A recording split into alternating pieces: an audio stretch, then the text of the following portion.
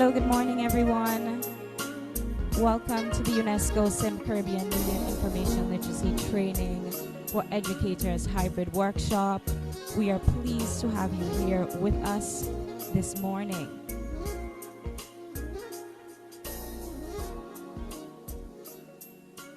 I would like to invite all persons seated behind the cameras to draw nearer to the front of the room as we close the registration process.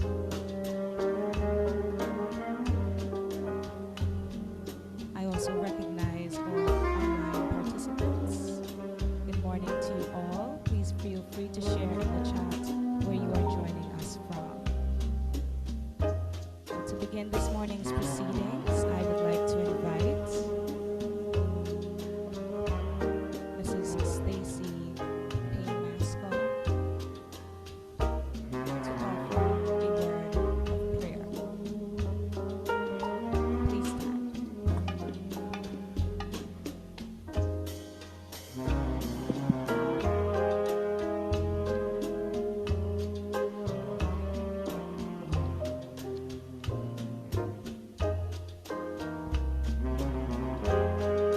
Let us pray. Most kind eternal Father, we want to thank you because this is the day that you have made.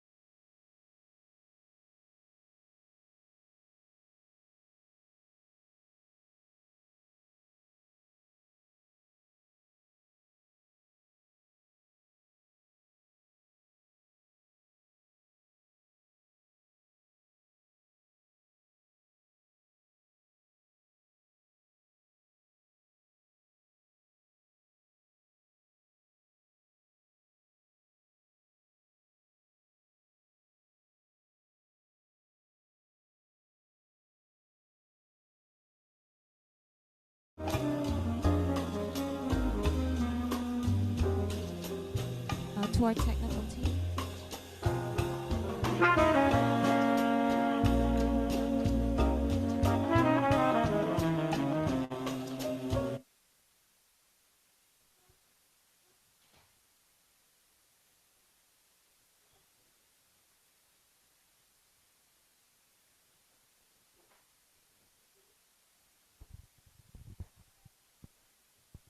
Please allow us a brief moment as we ensure the connectivity with our online participants, as they are not currently able to hear us.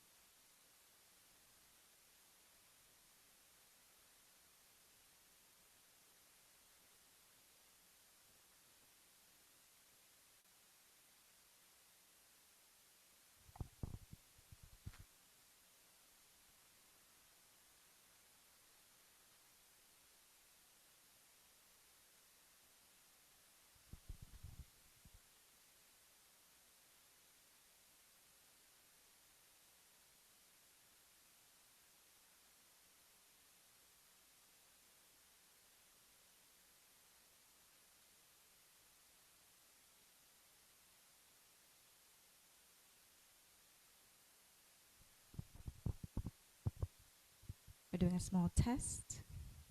Please confirm that you are able to hear us online and in St. Kitts and Nevis and Grenada.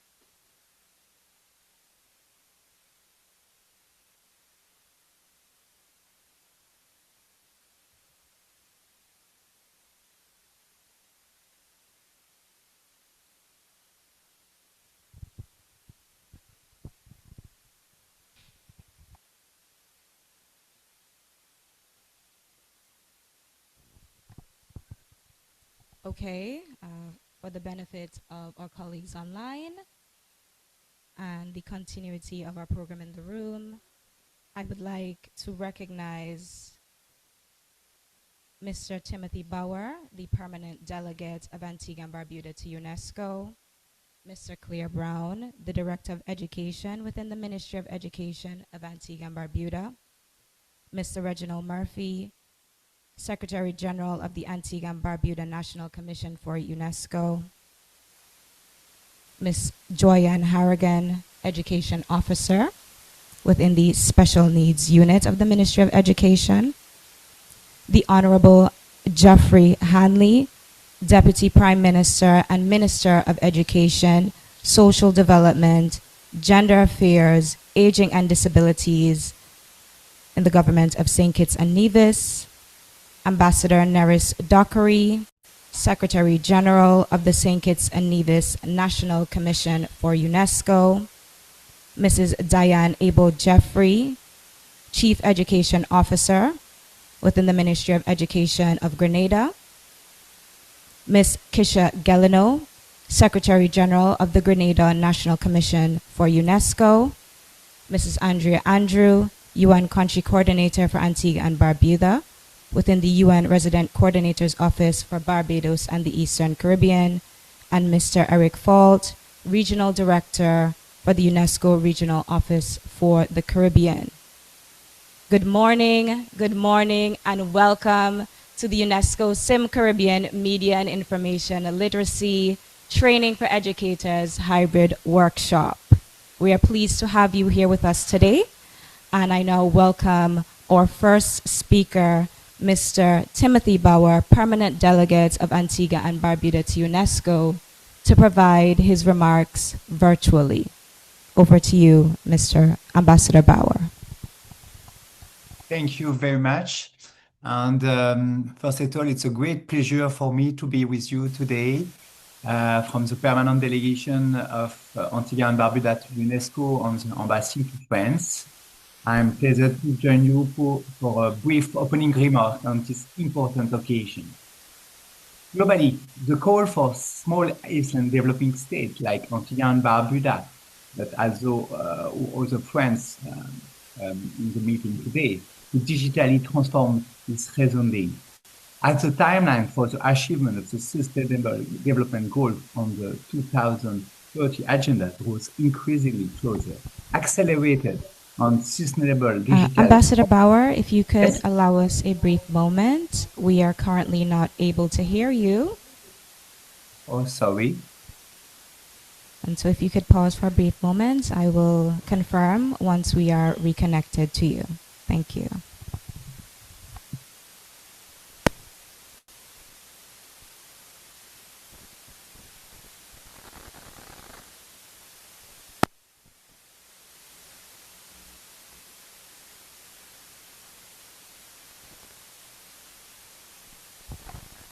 And with your permission, Ambassador Bauer, we will move.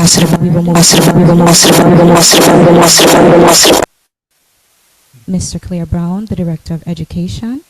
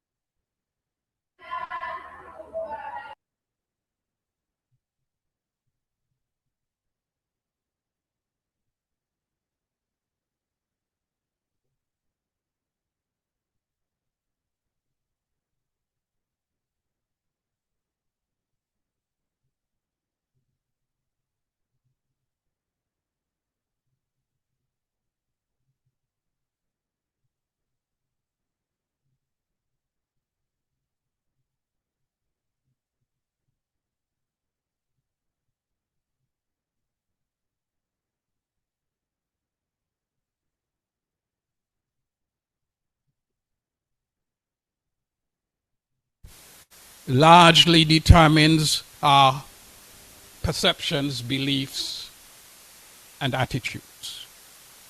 These words of UNESCO remind us that information is far more than data on a screen or words on a page. Information shapes understanding, influences choices, and helps to define the future we collectively create. In today's interconnected world where information can travel across continents in seconds and where digital technologies are transforming every aspect of teaching and learning, media and information literacy has become not merely desirable, but indispensable. Allow me to continue with a simple thought. In a world overflowing with information, wisdom is not in what we consume, but what we question.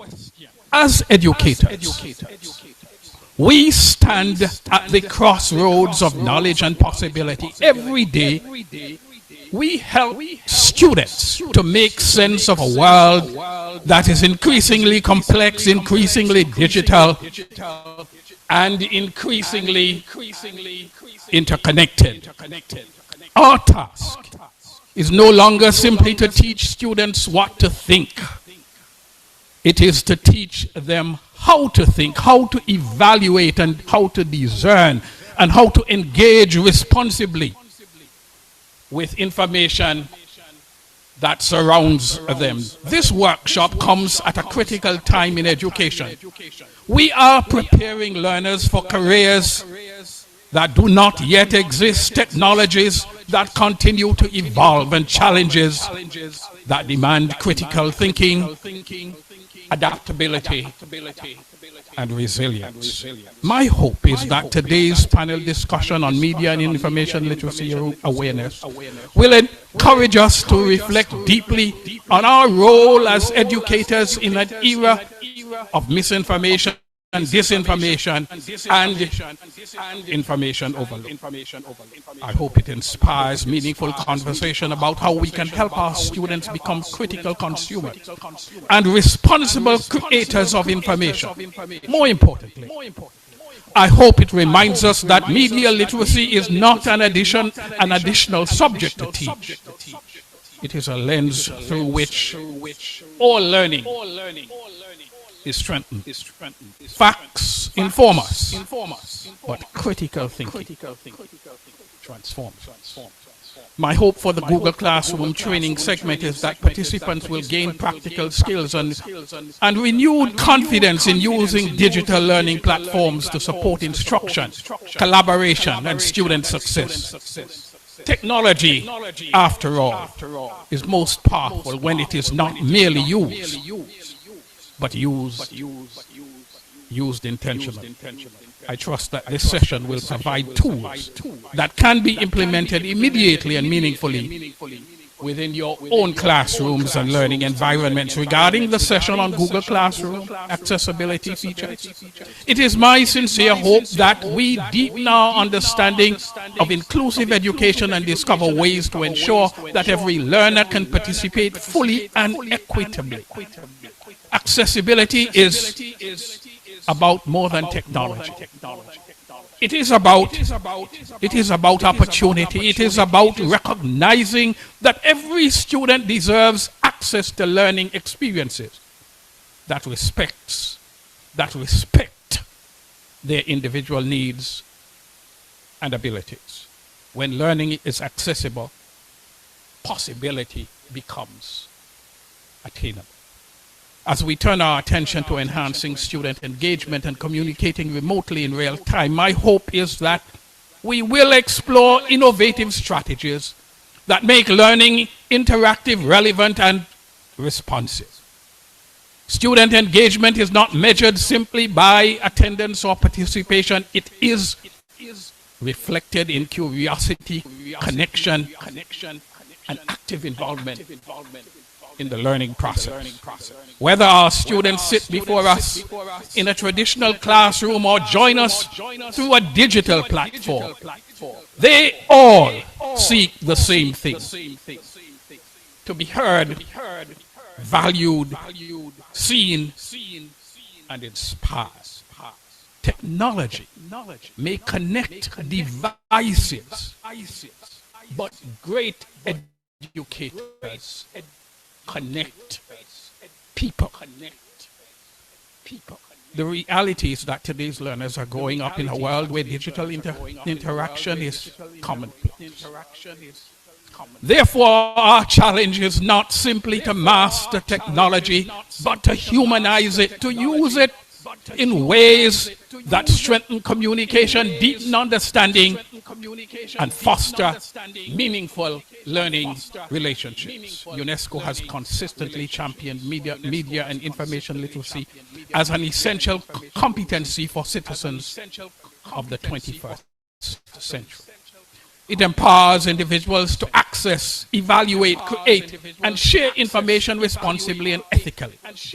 In many respects, today's workshop reflects that vision and that commitment. As we embark on this journey together, I encourage each of us to participate actively, share generously, and learn. Let us ask questions. Let us challenge assumptions. Let us exchange ideas and best practices. And let us leave this workshop better equipped to serve our students and our communities. For at the heart of education lies a simple but powerful truth. The quality of the questions we teach our students to ask will shape the quality of the future they create. Thank you for your presence, your dedication, and your unwavering commitment to education.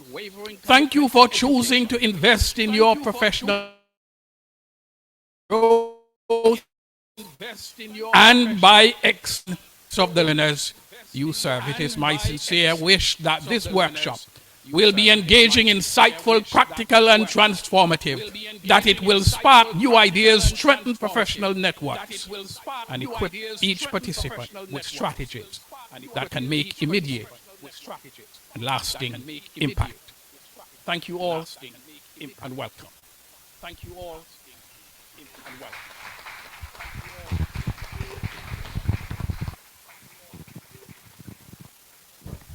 Thank you very much, Mr. Brown. Thank you very much, Director of Education in Mr. Antigua and Brown, Barbuda, Director of Education for in those Antigua and remarks. Barbuda. We now For those remarks. re-engage Ambassador Bauer, Re-engage Ambassador permanent Bauer. delegate Re-engage for Antigua and Ambassador Barbuda to Delegates UNESCO, Antigua and Barbuda to provide UNESCO, his remarks, the opening remarks virtual.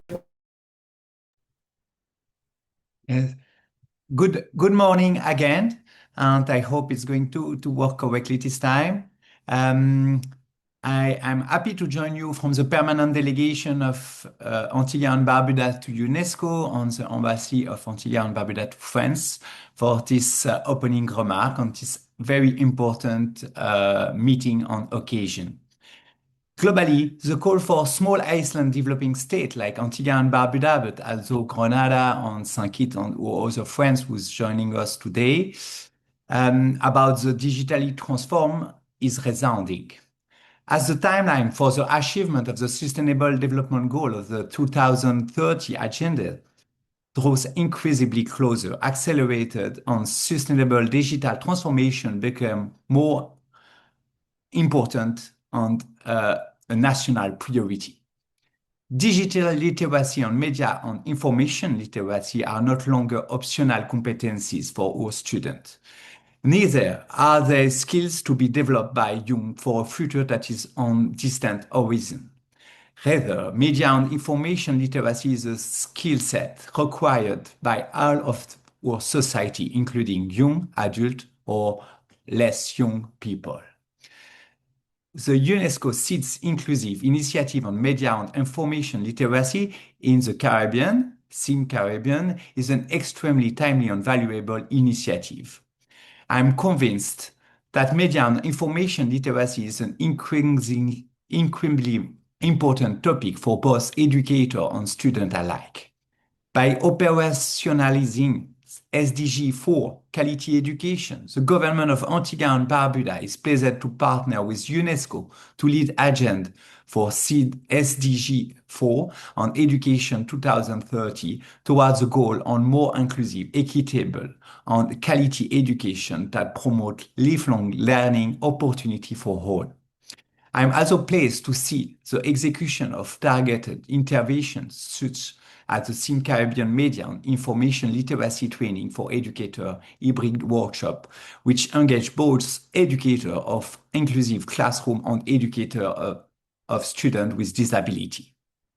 As a resilient and forward-looking nation, Antigua and Barbuda, with the leadership of our Prime Minister Gaston Brown and the whole government, has already responded to the call for accelerated digital transformation. In 2022, Prime Minister Gaston Brown established partnership with the UN Development System through his engagement with the former UN Resident Coordinator for Barbados and the Eastern Caribbean, Mr. Didier Trebouc. Therefore, the Antigua and Barbuda Digital Transformation Framework was created. I also pleased to work with the UN development partner, including UNESCO, as continuous steadily since then. The Antigua and Barbuda Education Strategy for 2023 to 2028 is a landmark document which is not only considered the government of Antigua and Barbuda is for to contribute to lifelong learning from early childhood learner to adulthood, but articulates the importance of enhancing teachers' professional development to improve curriculum and assessment strategy. This is not a standalone policy, but complementary and strategic action by government to bolster its effort to prioritize national teaching training. The government has also begun to roll out its own digital education training initiative for teachers and provide inclusive classroom training through the special education needs units. Indeed, according to the UN Human Rights Office of the High Commissioner for Human Rights, there is an estimate 1 billion people with disability worldwide. As the right to an education is a human right, enshrined in Article 26 of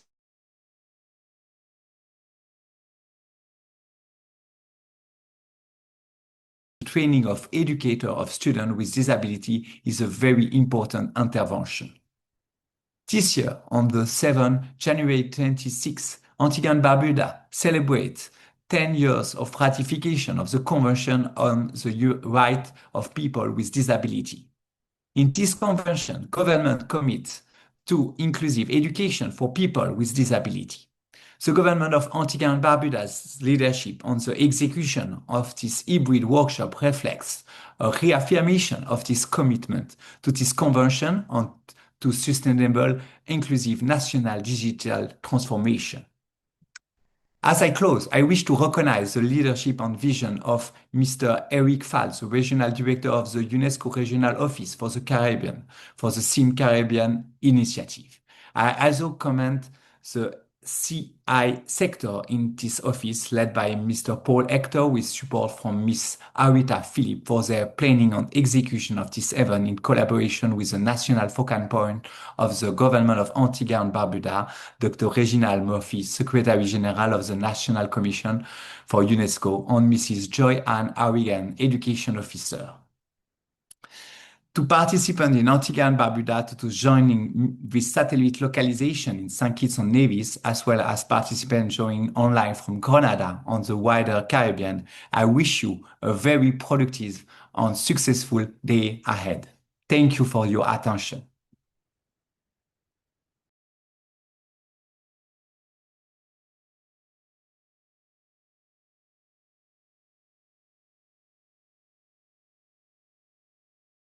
Us with those brief opening remarks. I would invite Ms. Joy Ann Harrigan, educator,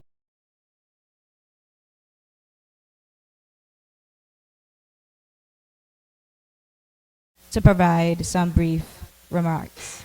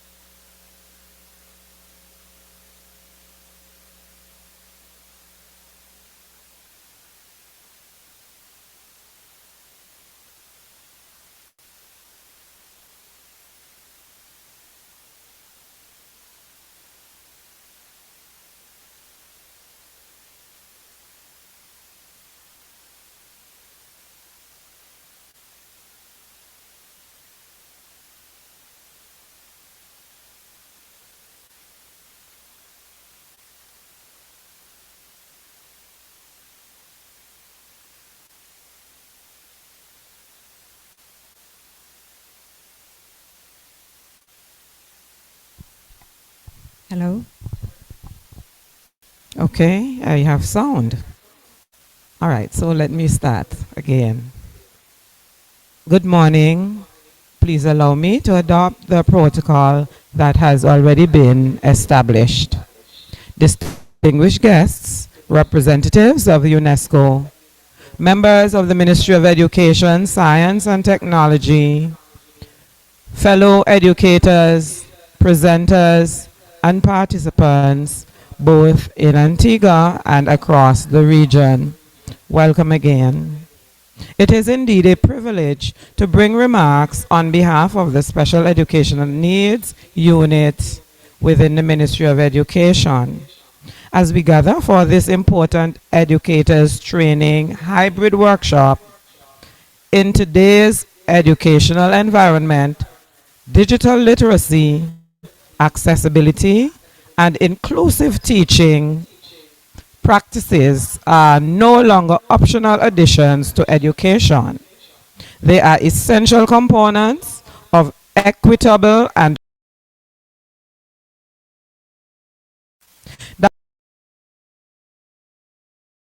by all educators daily. You are no longer relevant to today's learning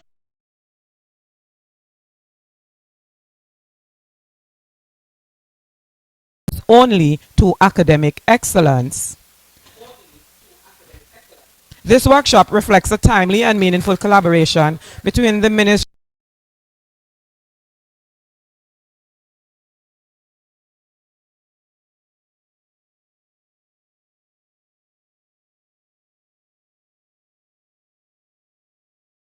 features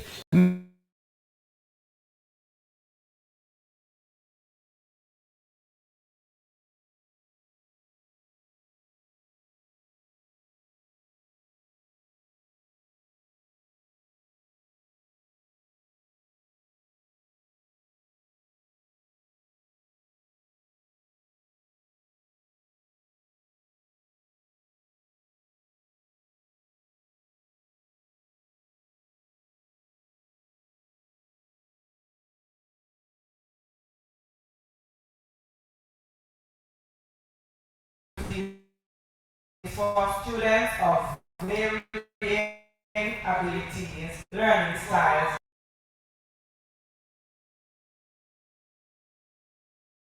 I commend all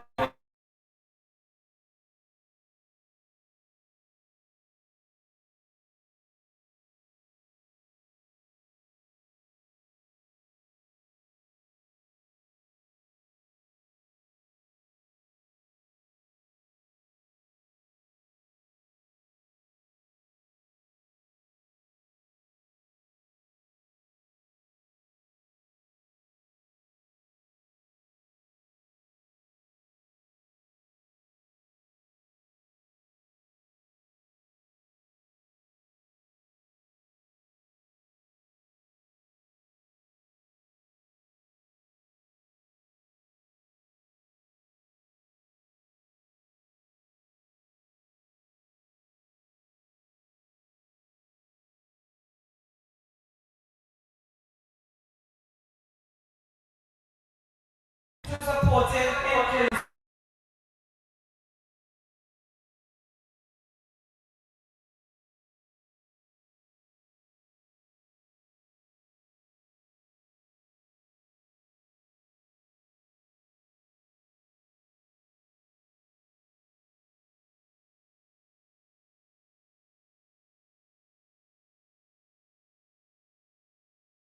to give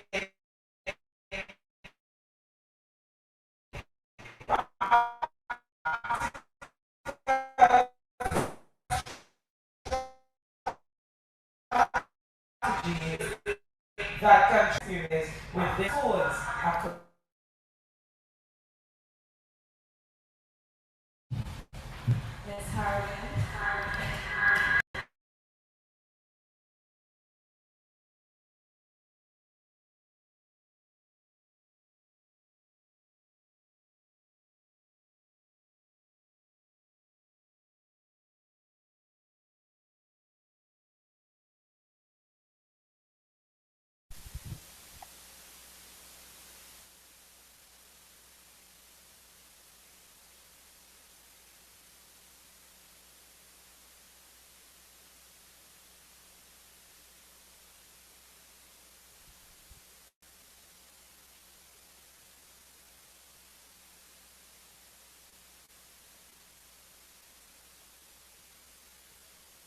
Testing. Okay, now I remember why modern technology is not always the best. Better go back to shouting. Distinguished guests, good morning. Protocol observed. I'll go straight to what I have to say, which is always very brief. We are here to hear your opinion, not necessarily mine. Today's session, media information literacy training educators, it's a hybrid event. It's a defining moment, really a stage in history, I think. As a historian, I always have to relate. We will see great changes in the world. I remember the calculator first came out, and whatever happened to the slide rules, we're at one of those kind of changing moments in education. And we have to, UNESCO sees its duty as to equip you with the skills, the needs, the knowledge to be able to navigate and to pass on the important messages that we have to give to our young people if we want to have a sensible civic society in the future. We're bombarded with fake news every day, and your phone tells you what you don't even want to see or know, and it's relentless. And so as teachers and educators, we have to be able to teach more and more critical thinking, how to evaluate. I remember my first day at Archaeology University when I was working on my master's. The professor wrote epistemology across the stage. And she says, that means, how do you know what you know?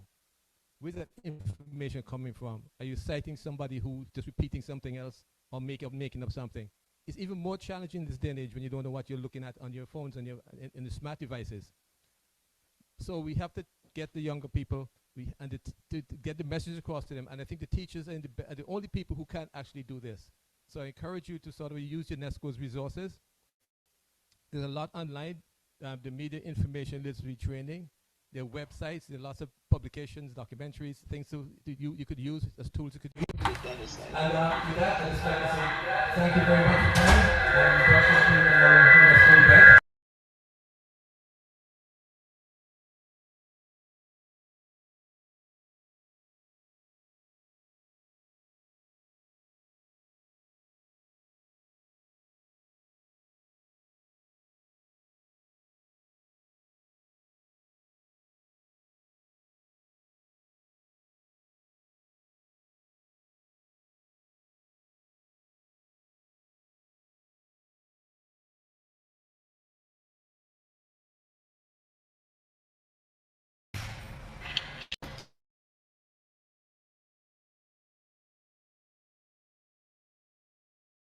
Education.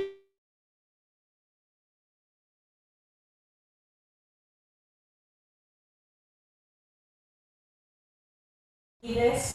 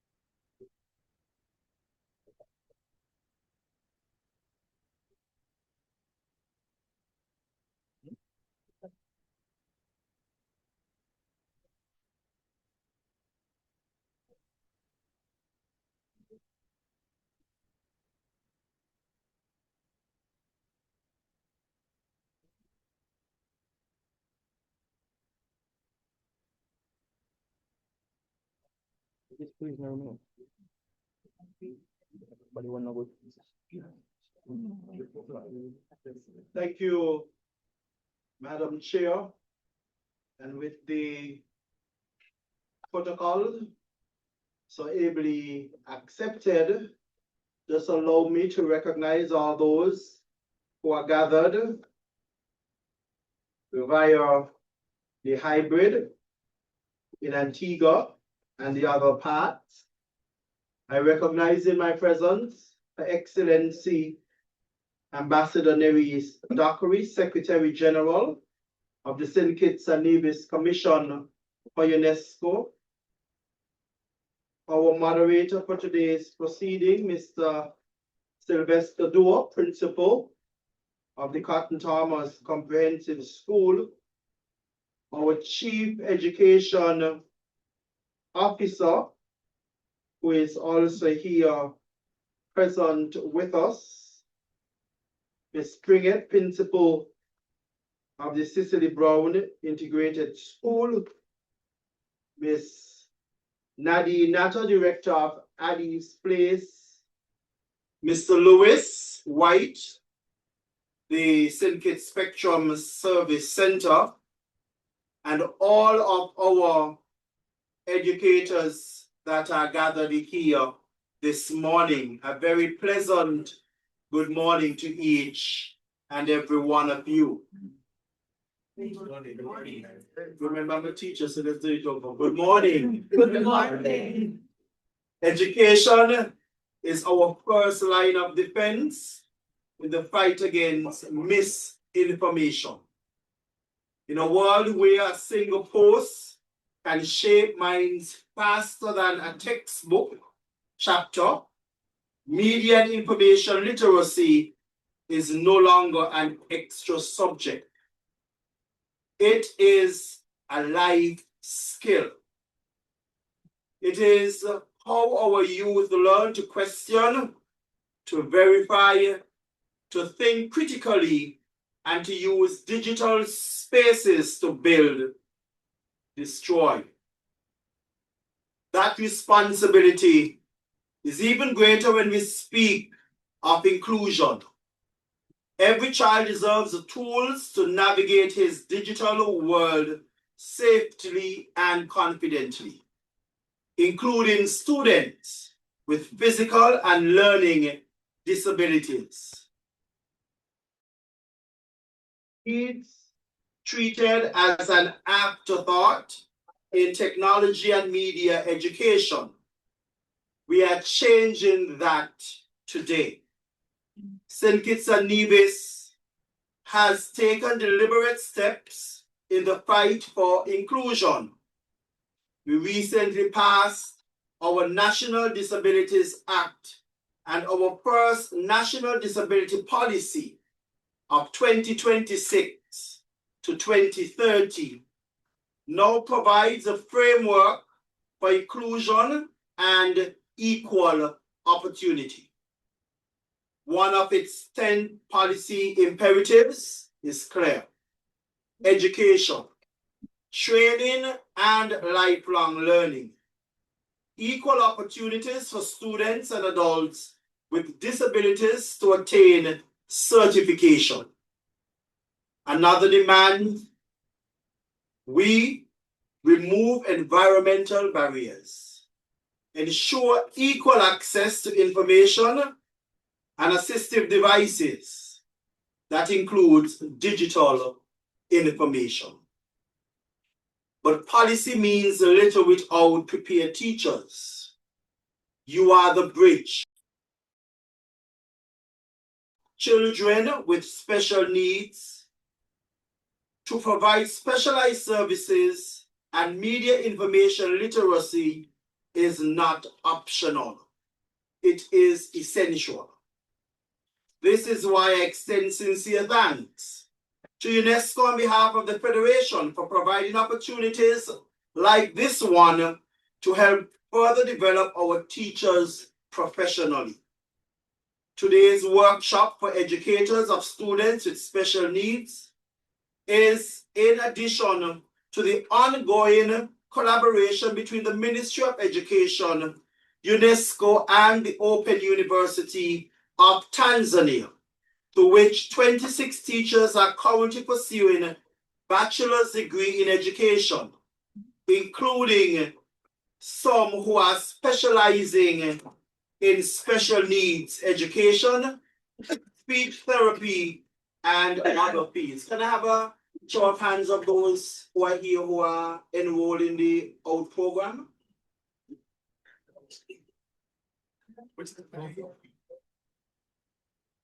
Thank you. Media information literacy for educators in this field means ensuring that a student who is hearing impaired, autistic, or using assistive tech can evaluate online sources through visual tools. It means our students with learning disabilities get adaptive strategies to spot fake news and protect their mental health online. It means every classroom, virtual or physical, becomes a space where no child is left behind in the digital age.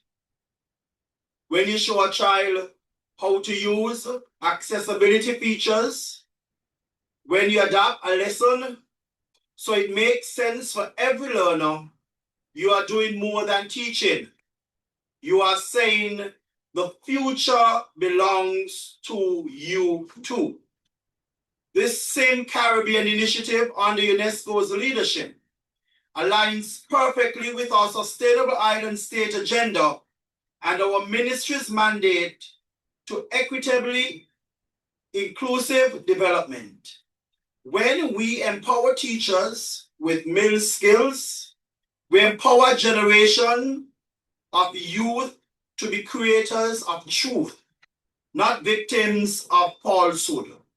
We build a society that is resilient, tolerant, and just. To every educator here today, especially those working with our most vulnerable learners, I say thank you. You are not just teaching lessons, you are shaping the character of our nation. And I say thank you from my heart. Let us leave this workshop committed to one principle. St. Kitts and Nevis and across the Caribbean, media literacy will be for all youth, because an inclusive future begins with an inclusive classroom. I wish you fruitful discussions and practical outcomes. We are watching, we are supporting, and we are ready to act on what you teach us. Thank you, and may God continue to bless each and every one of you as you continue to do your work in this part of the vineyard. Thank you, and I wish this workshop the very best.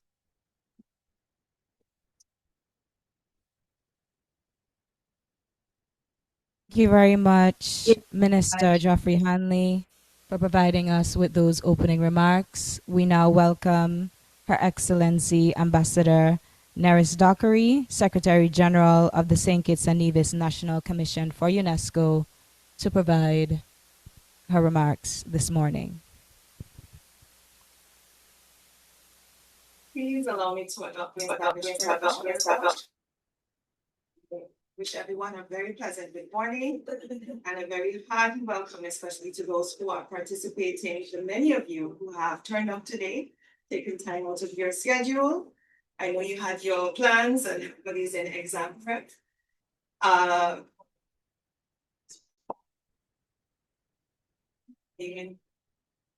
Yes, I know everyone is in exam prep mode, and I know over in Nevis, they have taken some time out of their own exam period to participate with us today. So we want to thank you all for coming. It gives me great delight to be part of this distinguished roster, addressing you this morning about a topic that is so timely. As you've heard, media information literacy has never been more urgent than it is today. With a single scroll, our students are exposed to floods of content, some truthful, some misleading, and much of it designed to provoke rather than inform. If they cannot pause, question sources, and recognize manipulation, misinformation spreads faster than facts and shapes how they see themselves, their community, and the world.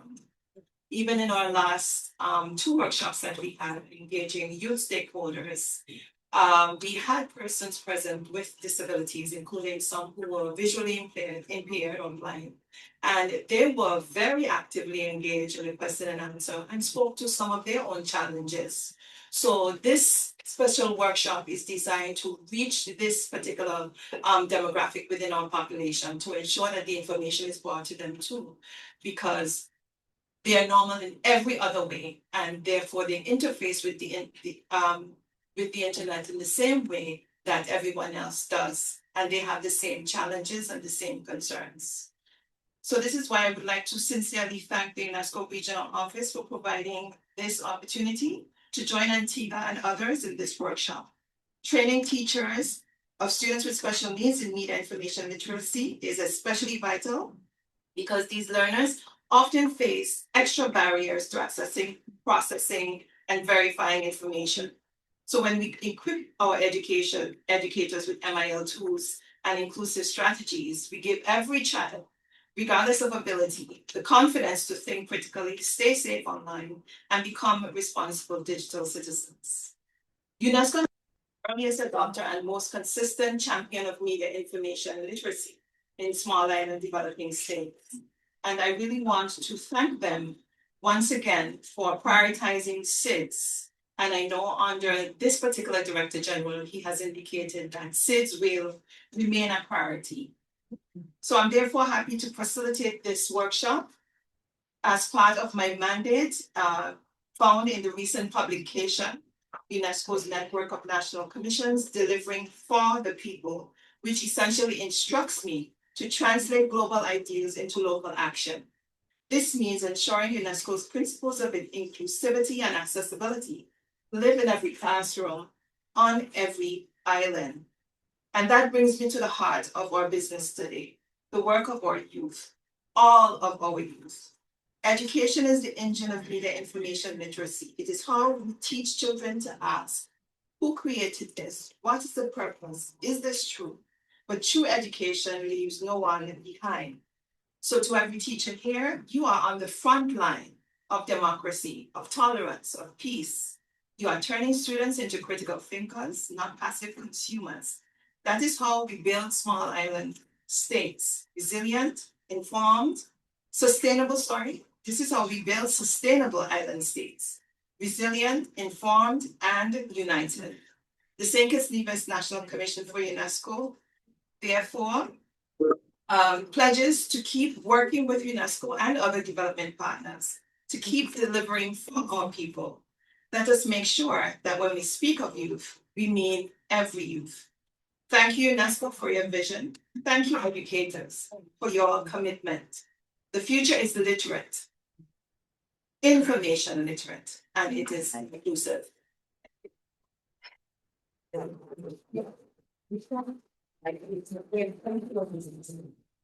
For providing us with those.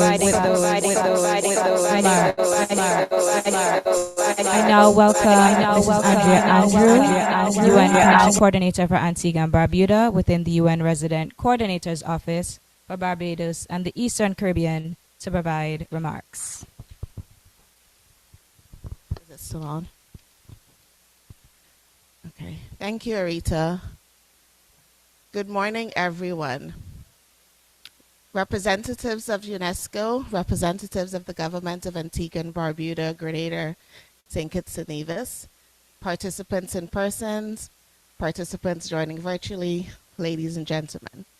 It is a pleasure to join you today from the beautiful island of Antigua and Barbuda for the opening of this important media and information literacy training for educators. In September 2024, at the Summit of the Future, United Nations member states adopted the Pact for the Future, to strengthen multilateral cooperation. One of its key outcomes was the Global Digital Compact, which highlights the role of the United Nations in supporting member states in their digital transformation efforts and technology to accelerate the achievement of the Sustainable Development Goals. I wish to commend UNESCO's Regional Office for the Caribbean and all partners involved in organizing this initiative under the SIM Caribbean program. This effort reflects a timely and necessary investment in the people of our region as we continue to navigate rapid digital transformation. Today's workshop comes at a critical moment. The digital landscape is evolving rapidly and is becoming increasingly sophisticated. This demands not only faster policy adaptation, but also greater agility from governments, businesses, educators, and citizens alike. Technology, artificial intelligence, digital platforms, and online learning tools are reshaping how we teach, learn, communicate, and engage with the world around us. While these advancements create tremendous opportunities, they also require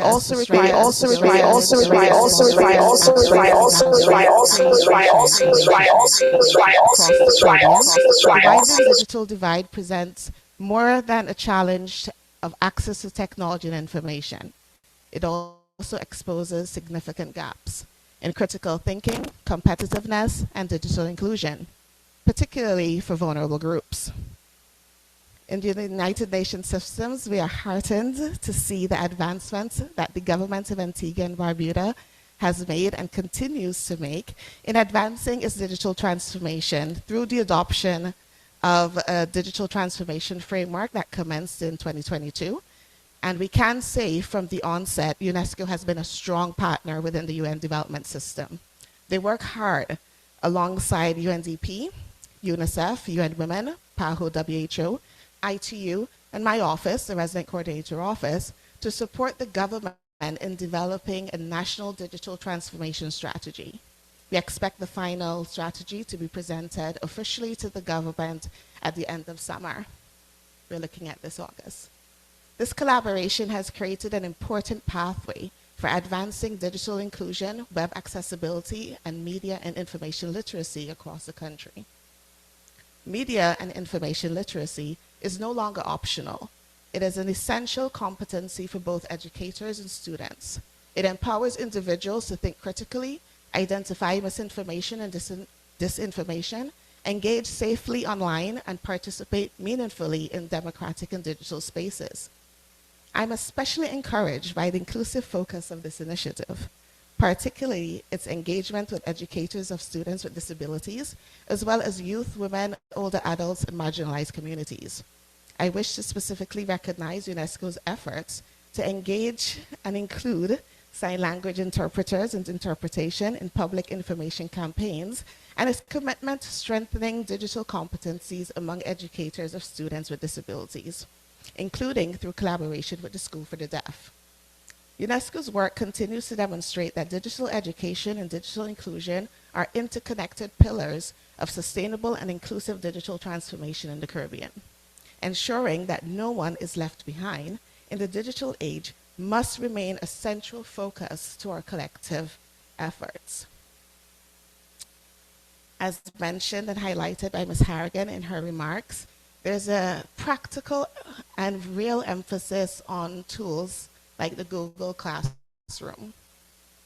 As educators continue to adapt and blend digital learning environments, building confidence and competence in these technologies can enhance teaching delivery, improve student engagement, and expand access to quality education. At the same time, discussions surrounding national media and information literacy awareness, curriculum development, and policy are critical.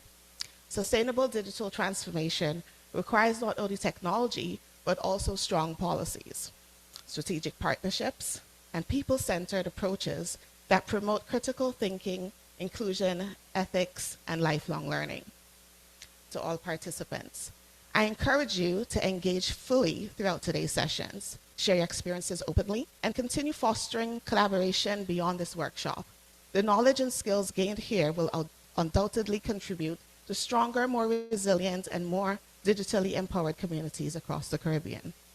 Today's hybrid workshop is important not only for Antigua and Barbuda, but for St. Kitts, Nevis, and Grenada, and all Caribbean small island developing states. Media and information literacy, as well as digital literacy, are strategic tools for empowering and meaningfully engaging stakeholders across society. In an environment that is increasingly affected by bias, misinformation, and disinformation, MIL equips people with the critical skills needed to verify information and make informed decisions.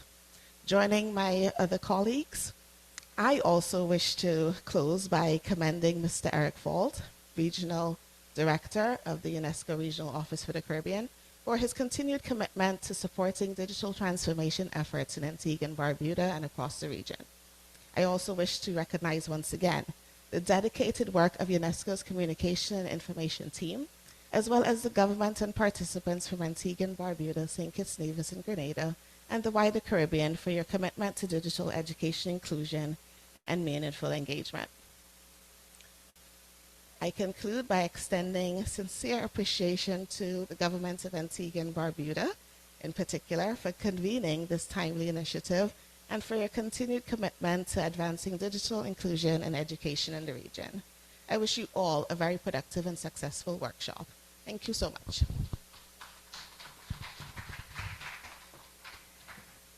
And thank you, Mrs. Andrew, for those remarks. I also wish to invite our final speaker during this morning's opening ceremony, Mr. Eric Falt, Regional Director of the UNESCO Regional Office for the Caribbean, to share his remarks via video recording.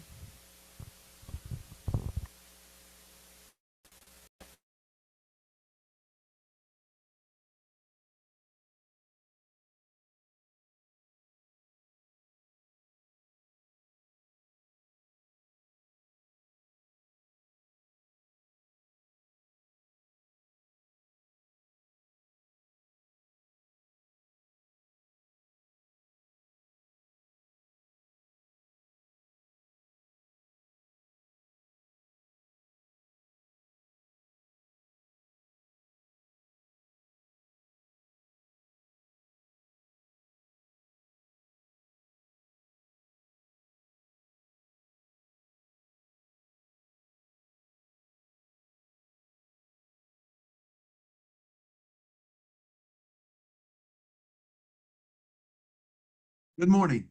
It is a pleasure to join you from the UNESCO Regional Office for the Caribbean in Kingston, Jamaica, for this important media and information literacy training for educators hybrid workshop.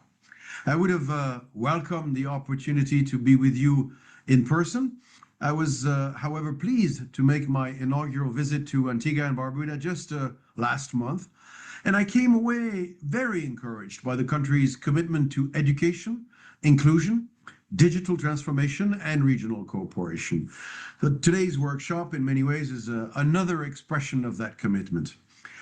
Let me warmly acknowledge the government of Antigua and Barbuda, the Ministry of Education, the Antigua and Barbuda National Commission for UNESCO, the Government and National Commission of St. Kitts and Nevis, the participating educators from Grenada, and all partners and colleagues who have helped to make this event possible.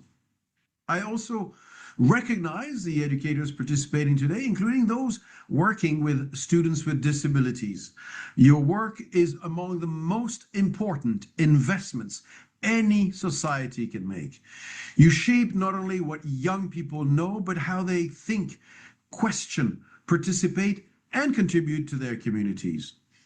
Media and information literacy is no longer a specialized topic. It is a life skill, an education priority, I would even dare say, a development priority, and increasingly a resilience priority for the Caribbean. Information nowadays moves instantly. Artificial intelligence is changing how content is created and shared. Young people are surrounded by platforms, social media feeds, algorithms, and online learning tools. Education systems must therefore do more than provide access to technology. They must help learners understand technology, evaluate information, recognize bias, and use digital tools responsibly, safely, and creatively. UNESCO's global analysis, Media and Information Literacy for All, Closing the Gaps, is an important publication. It reminds us why all of this matters. It shows that recognition does not always translate into classroom practice. Only 13 out of 33 Latin American and Caribbean countries have integrated MIL, Media and Information Literacy, into national curricula. We know that digital skills are essential, but they're not enough. Knowing how to use a device is not the same as knowing how to evaluate information. Friends, it is a privilege for UNESCO to join you today as we begin this important series of engagements under the initiative Sunken Secrets of the Caribbean Sea, Protecting Underwater Cultural Heritage.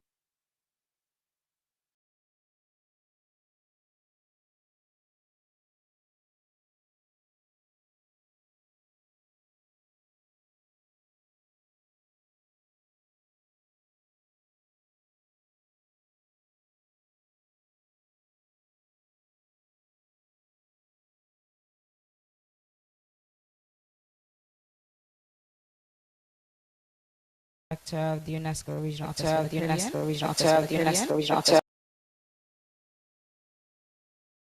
Sharing with us.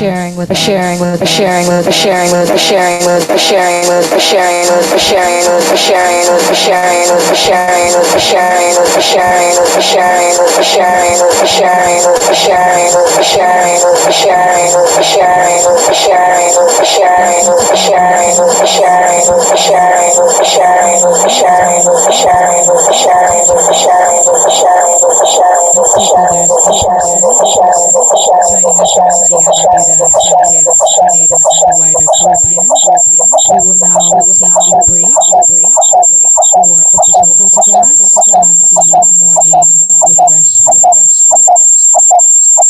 We ask our online participants to stay with us for an additional 15 minutes while we have this break. Thank you.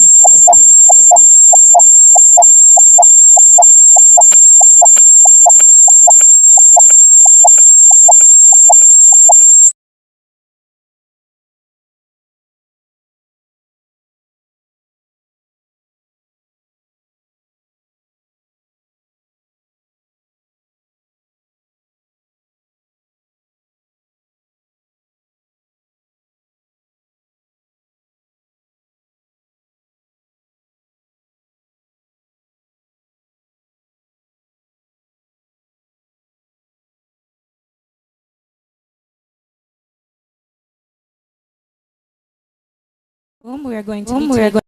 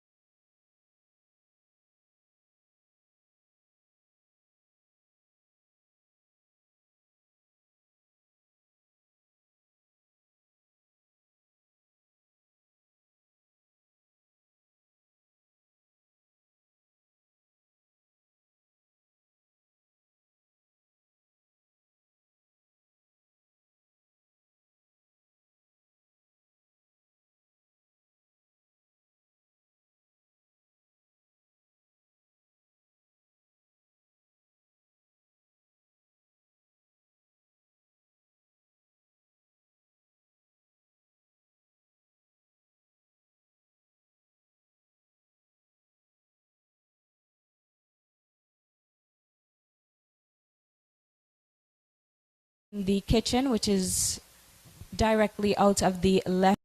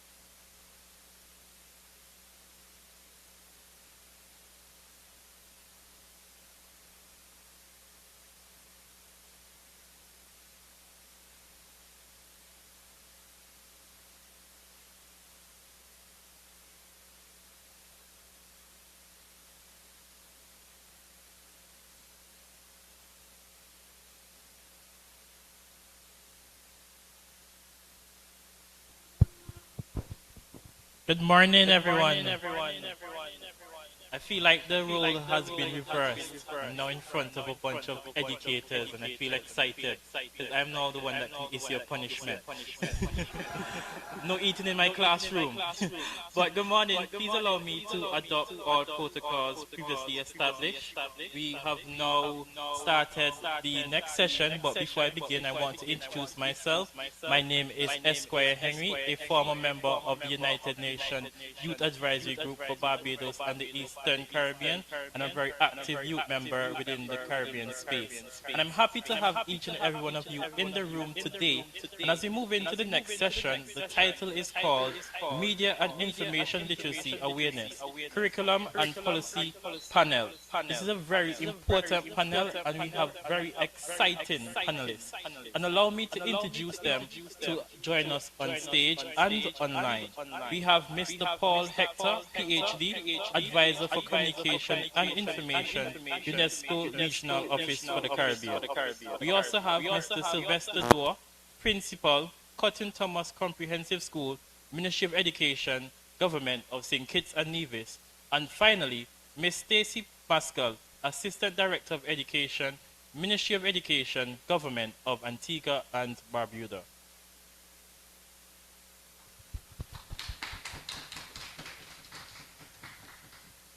To start us off, I would like to invite Dr. Paul to take the mic.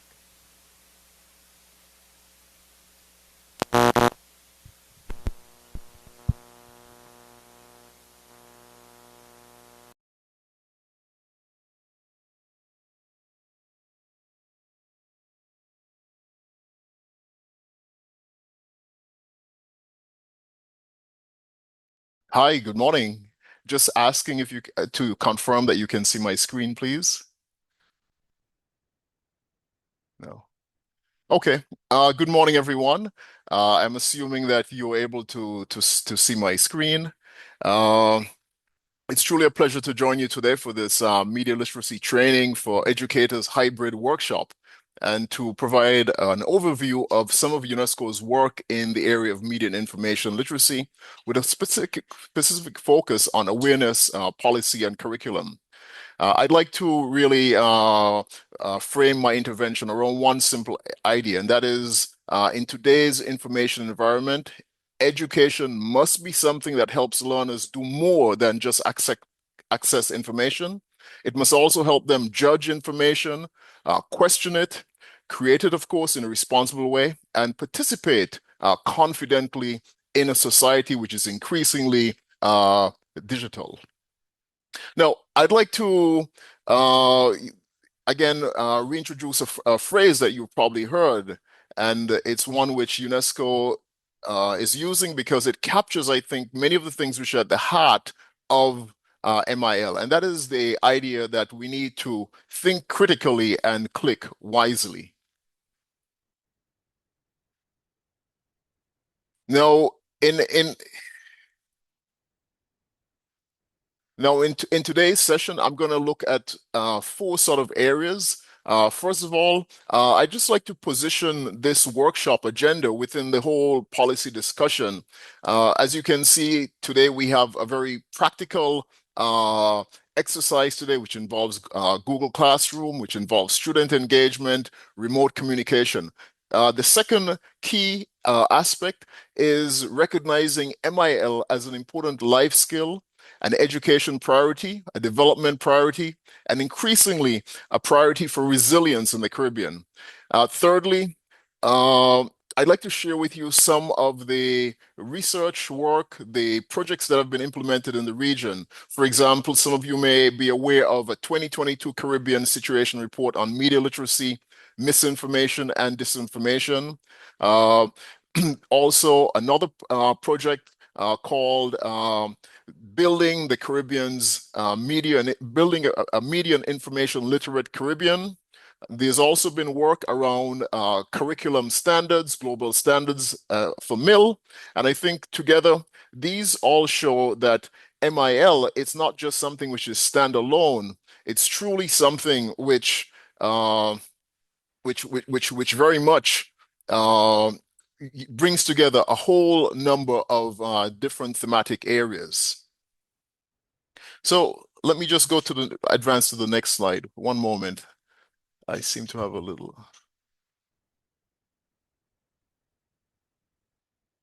Okay, good. So I think it's a very important point to recognize that we need to move from mill awareness. Now, if we think about the context across the Caribbean, we can see that we are making a lot of important progress in the area of digital access. For example, we can see that we have more learners online. We see more schools who are adopting and accessing digital platforms. We also see more teachers using online tools. Offline, we see more and more young people surrounded by and using digital phones. In fact, smartphones. In fact, many schools today are asking students not to bring them to school at times, or to really look at how to limit their use so that they don't become distractions. We're also seeing messaging apps. We are seeing social media feeds, the rise of influencers, and of course, now we're also grappling with artificial intelligence. But it's really important to understand that access is not the same thing as understanding. For example, a student might know how to search, but they may not have the skills to evaluate the sources that they're seeing. We see, for example, people posting online. So people may post online, but they don't know how to judge whether the content that they're posting is accurate, or even in terms of its impact on others, whether this impact is, whether it's fair, whether it's harmful. We also see at the level of teachers, teachers may be using digital tools, but they still need support to help students navigate challenge issues around misinformation, bias, privacy, online safety, and of course, responsible digital participation. And so that is why UNESCO's approach moves from simply digital access to that of digital judgment. And for the Caribbean, this matters deeply. We're in a region which is exposed to hurricanes, to climate shocks, to health emergencies, rapid technological change. And so reliable information can be the difference between lives lost and lives saved. So on the other hand, misinformation can create confusion, it can create fear, and of course, distrust. So MIL awareness, to sum up, is much more than just media. It's about citizenship, it's about safety, it's about resilience, and of course, it's about trust.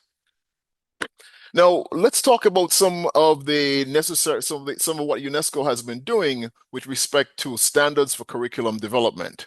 Now, UNESCO has launched global standards for media and information literacy curricular development guidelines as a sort of a reference point for countries and for education systems. Now, these are not meant to impose one single model. Rather, they are to help countries develop approaches which are suited to their specific cultures, curricula, language, education priorities, and of course, their development needs.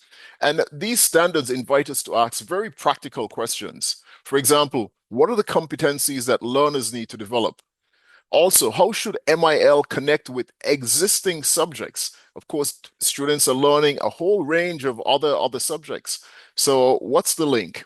Also, how should teacher training institutions be preparing educators to use these new tools, these new technologies as part of their education toolkit? Very importantly, how do we assess learning within this new environment? And importantly, how do we involve the rest of society, parents, media organizations, libraries, civil society, and youth in this transformation, which is addressing and overtaking every part of society? And so, of course, for the Caribbean, this is really important because education systems we see are already addressing a number of issues: digital transformation, inclusion, citizenship education, climate resilience, artificial intelligence, support for learners with disabilities. So we have to find a way to make space within this without overwhelming. Fortunately, MIL can connect these priorities by providing a common language for digital skills, for critical thinking, for ethics, creativity, and participation. So I think the policy message is very clear. MIL should not be something which is an add-on. It's not something occasional or optional. It really has to be integrated into educational planning, into teacher preparation, into curricular development, and of course, into lifelong learning. So let's talk about curriculum. So as I've mentioned, UNESCO's MIL curriculum, Media and Information Literate Citizens, Think Critically, Click Wisely, provides a structured competency framework and pedagogical resource for educators and for learners. Now, it includes modules on a range of MIL concepts. For example, information and technology, research and intellectual property, misinformation and disinformation, hate speech, audiences as citizens, traditional media, social media, games, and of course, the Sustainable Development Goals. Now, this curriculum is much broader than just about helping people to detect fake news.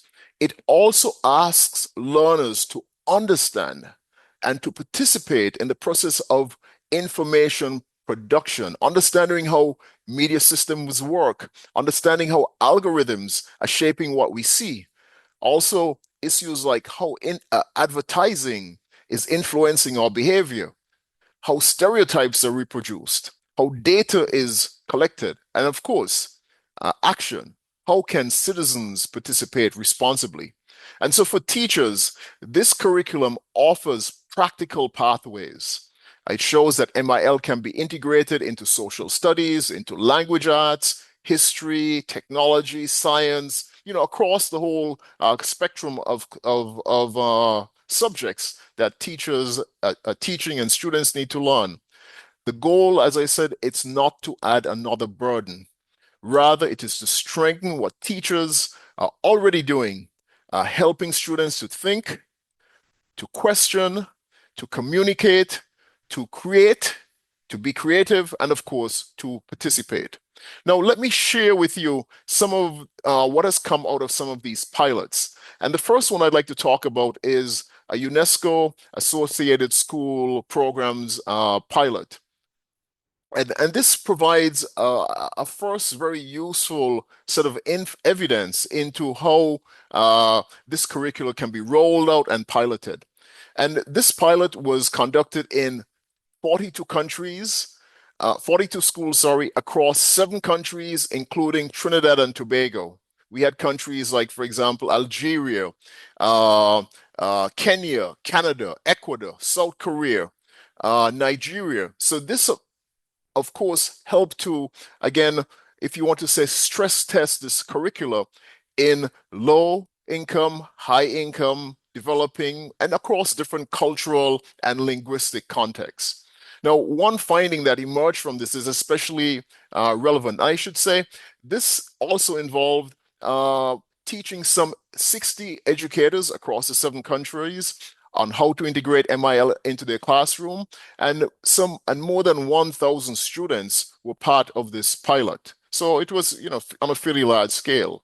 Now, emerging from this, everyone agreed that MIL was needed in schools. They recognized it. Unfortunately, very few are familiar with MIL concepts and competencies. And of course, that tells us something very important. Right now, teachers understand the need.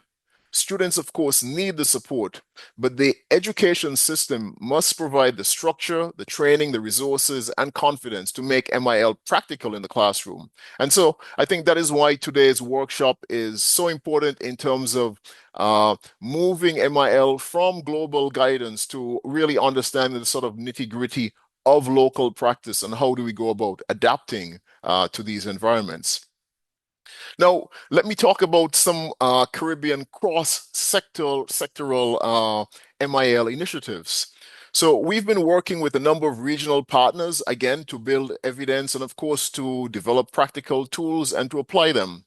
Back in 2022, following on from COVID, we examined how media literacy, disinformation, and misinformation were how it was playing out in 8 Caribbean countries. And these countries were the Bahamas, Barbados, Grenada, Guyana, Jamaica, St. Vincent and the Grenadines, Suriname, and Trinidad and Tobago. And this report, it found a number of common challenges across the region. Again, we saw misinformation and disinformation emerging as real concerns. We saw there was limited research.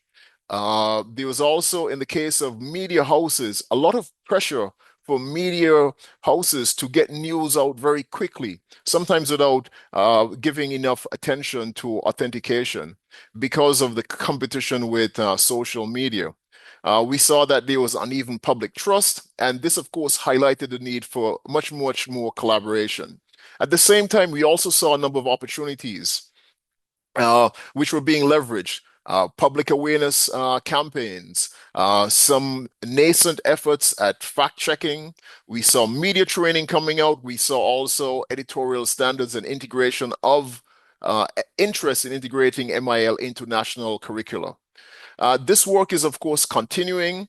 And as a follow-up to this, we had something called Building a Media Literate Generation.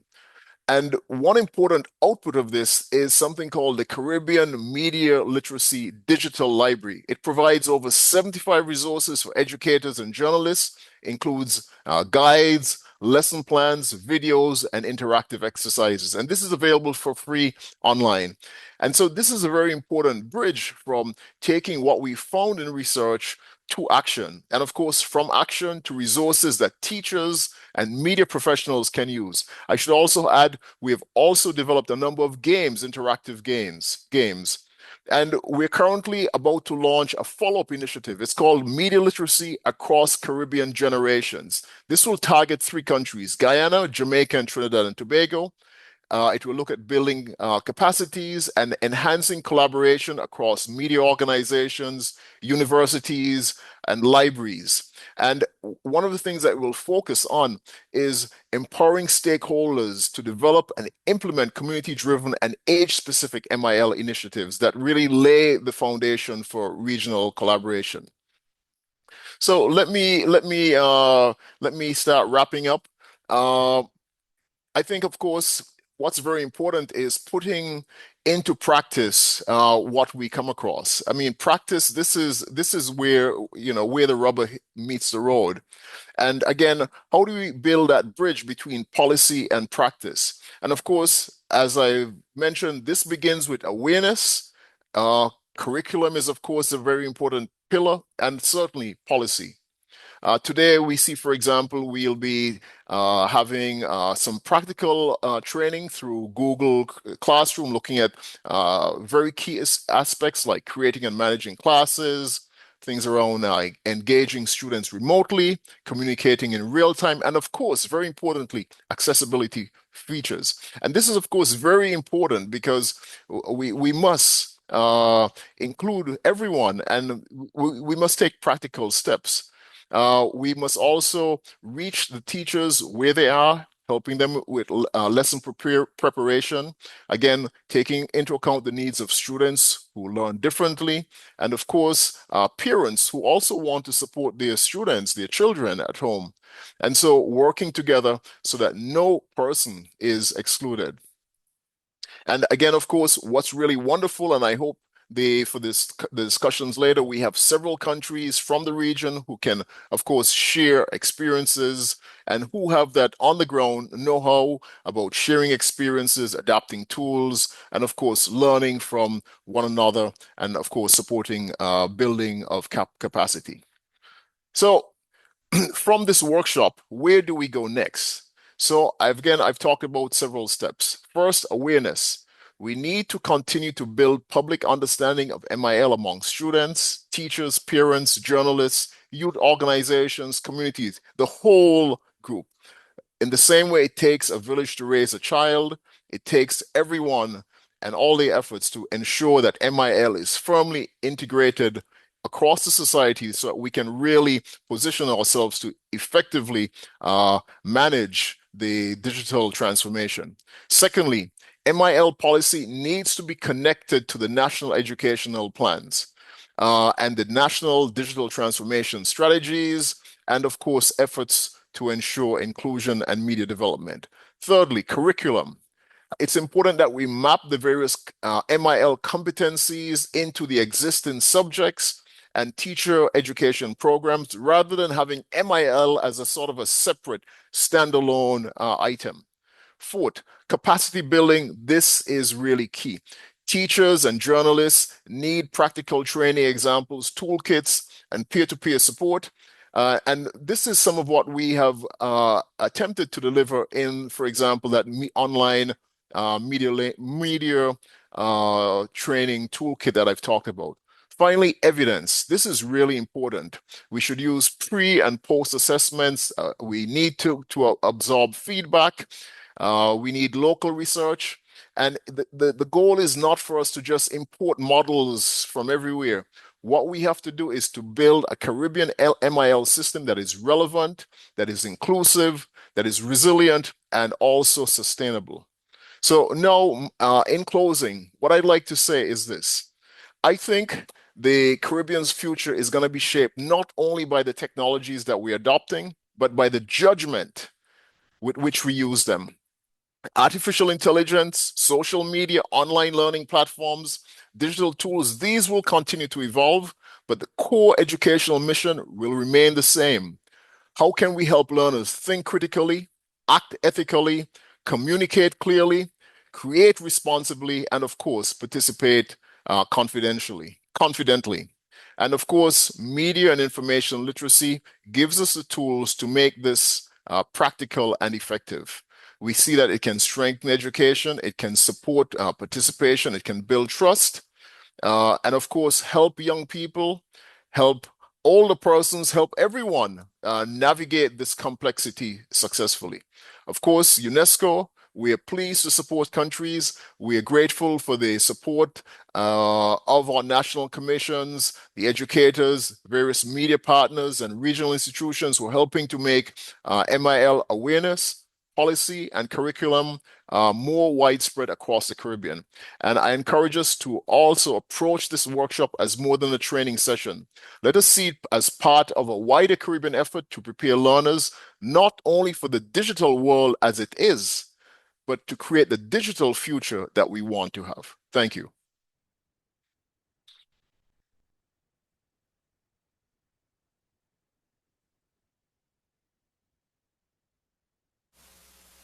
I would now invite questions from the audience in Antigua and Barbuda, if anyone has any question that you'd like to ask regarding the presentation. No questions in Antigua, so I'll quickly move along to engage Mr. Dorr, the moderator in St. Kitts, to see if there's any questions from St. Kitts.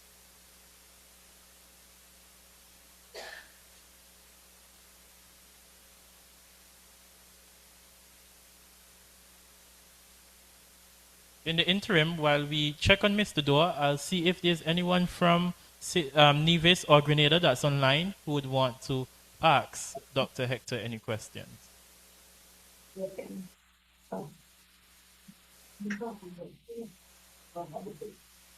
There's a question. A question.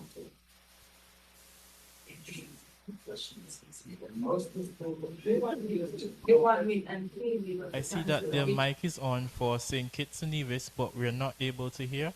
Do you have any questions in St. Kitts?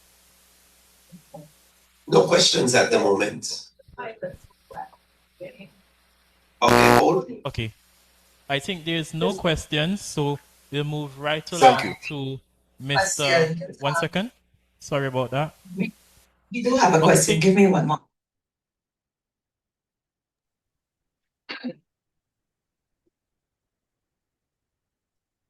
Good morning. For the pilot program that Mr. Hector spoke about, is there any indication as to when it would be here in St. Kitts and Nevis?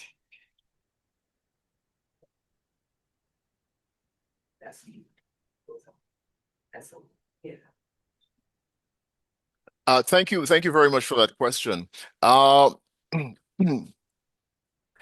as I said, in terms of the pilot programs, the current project, which is the current pilot, which is going to roll out, which looks at bringing together older adults and also youth, which will happen late June. This project will focus on 3 countries: Jamaica, Trinidad and Tobago, and Guyana. However, the results of that pilot initiative will, of course, be made available across the region. The whole idea is to use these as case studies that can inform regional practice. We've also had earlier pilots. I mentioned the online resources, the digital library of MIL resources that exists. This is available online. It's open to use. It's available for anyone to use. We'll make sure that this is shared across the region. And in that particular project, even though there was a focus on 4 countries, there was an end of project consultation held where countries across the entire region were invited to share, to hear about the resources, and then, of course, to hopefully take them up so that they could integrate them into their own education systems. Thank you. Welcome. So much. Is there another question in Synkits? We have no further questions at the moment.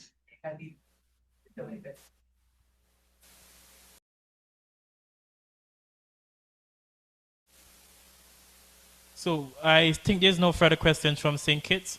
So we would move right along to Mr. Sylvester Dorr. And if there's any question that we would have not heard, you could feel free to note it down and send it in the chat, and we'll be able to share it with the presenters. Mr. Dorr?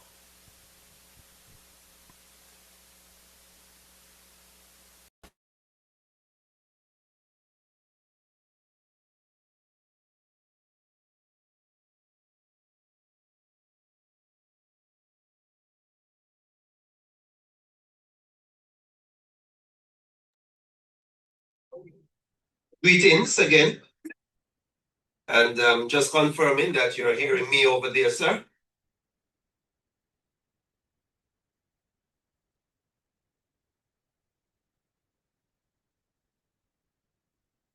Okay, just do thumbs up if you're hearing me. All right, very good. Okay, so my big presentation is, of course, on media and information literacy. If we did not know what MIL is or was, then after today, we will definitely have it stamped on our minds. And it's clearly media and information literacy. We have heard quite a lot about it already for the morning, and I just want to present on our perspective here in St. Kitts and Nevis. All right, we recognize that the classroom in and of itself is no longer just a physical space. It's not a place that you go to any longer, but rather it is a node or a station in a global digital ecosystem for our educators and for our students, particularly those with special needs.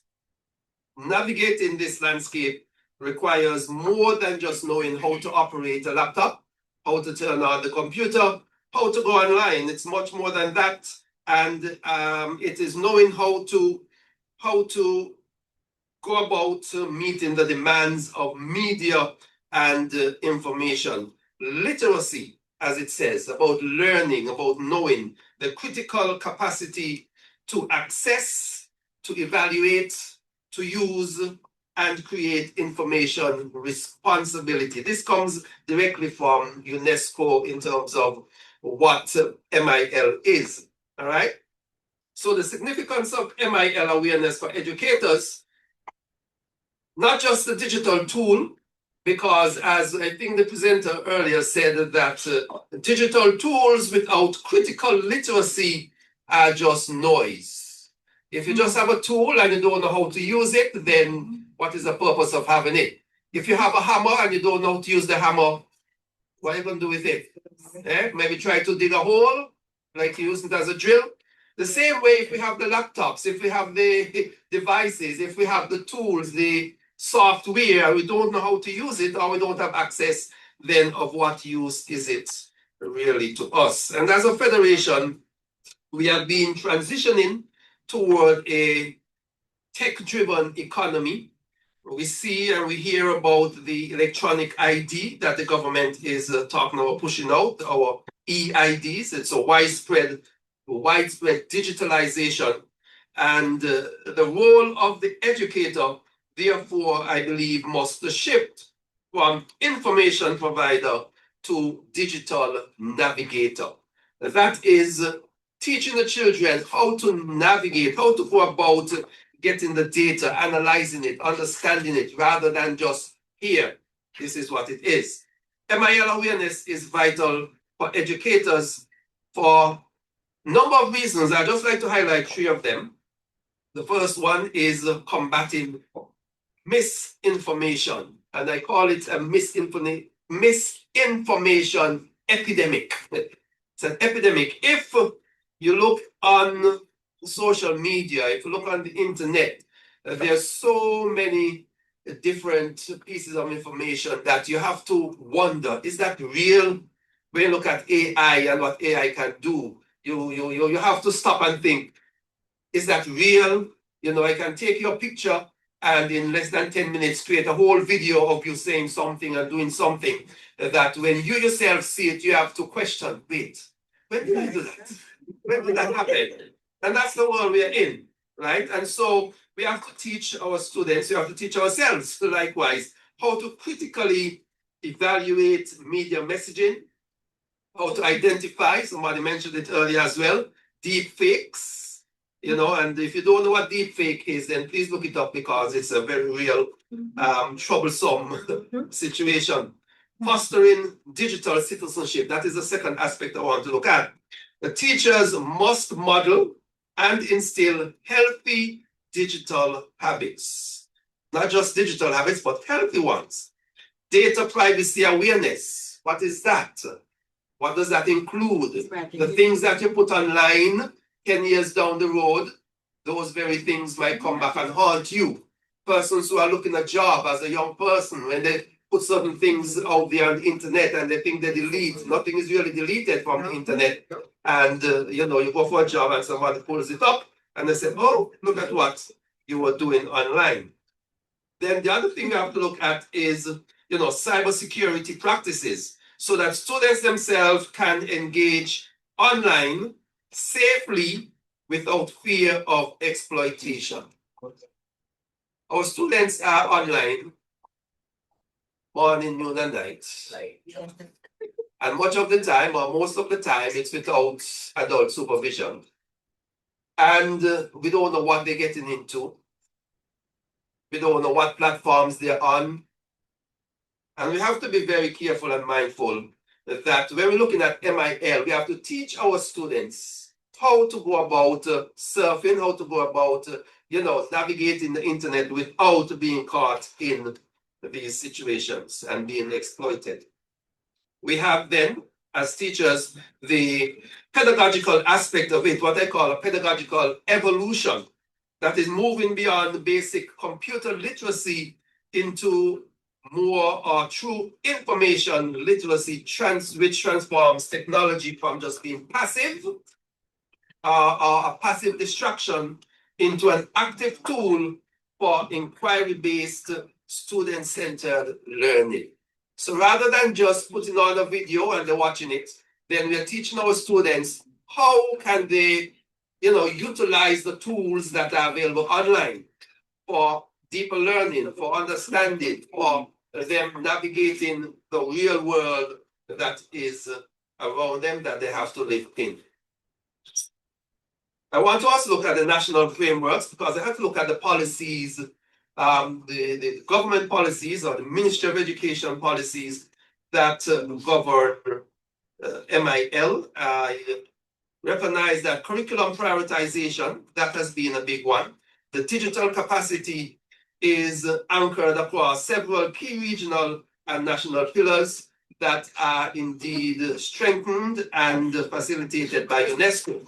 We have the education sector plan, we have curriculum enhancements, and they are building on previous structural goals. When we look at the Ministry of Education, they have focus on shifting from content-heavy curriculum to a competency-based approach. And we heard that being mentioned all morning, that moving, from just knowing to actually being able to do, being able to use the skills that you learn, being able to move away from, the knowledge phase and into the implementation, the analytical part of what you do. And so MIL should be teaching our students how to analyze data, not just to consume it. We see really that when we look at this model, it highlights skills like analytical thinking and digital literacy.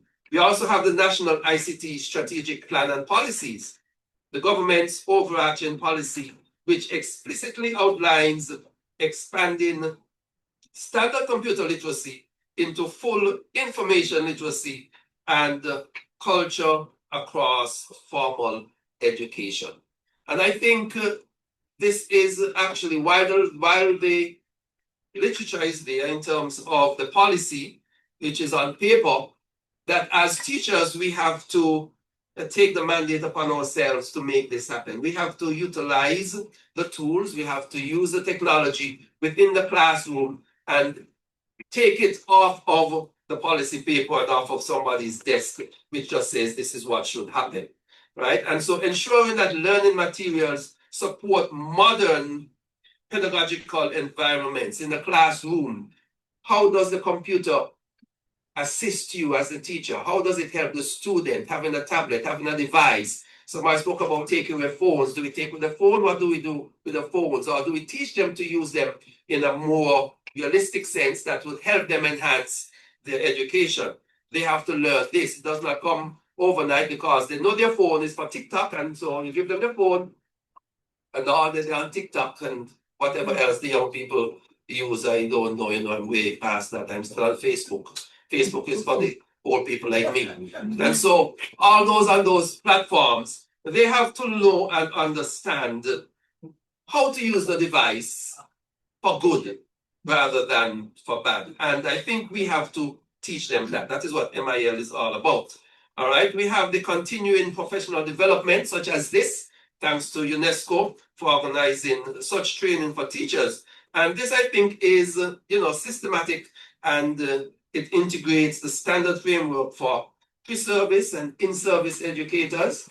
Sometimes we believe once we're in there and that's it, we know it, but there has to be some ongoing training and practices. And I think workshops such as this is very vital and important. We have also the national training and engagement opportunities that the government is hosting, targeted awareness campaigns to ready the public sector and the educational institutions for modern digital ecosystem. In speaking with Miss Lockery, she would have mentioned that they have had similar training for the elderly and other persons, other sectors of the community. And that, I think, is also very vital because it's not just about the children, but a whole of society approach with regards to MIL. Because we have parents who they go on the devices and they really do not know how to use them, or they cannot at home guide their children because they themselves, they are MI illiterate. All right.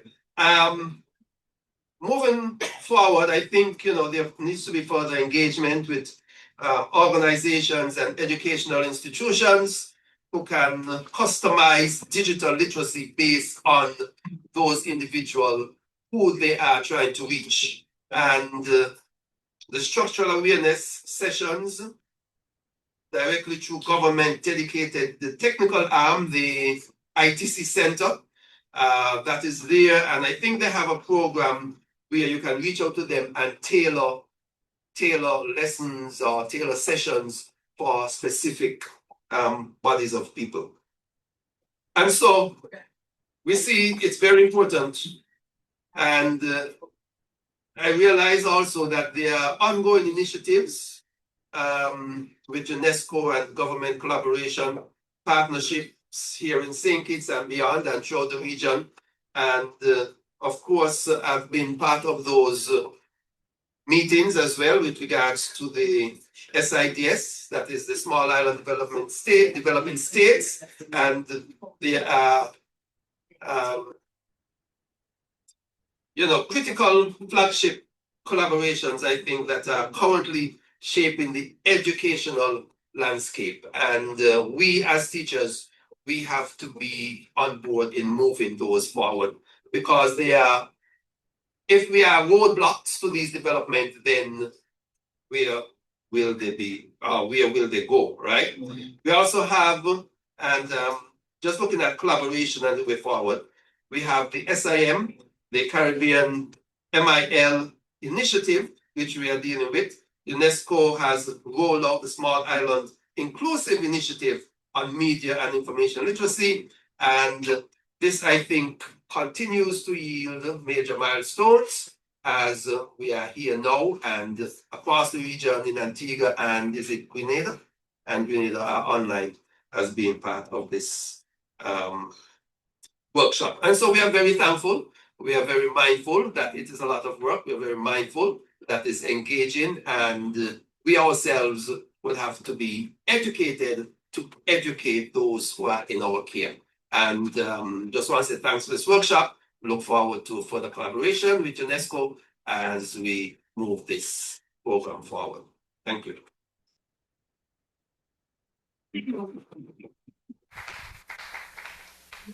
Thank you so much, Mr. Dorr. And since you're already on the stage, I would just allow you to engage anyone in St. Kitts who would like to ask you a question.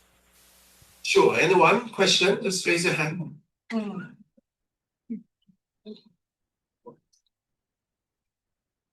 All right. There seems to be no questions on my end.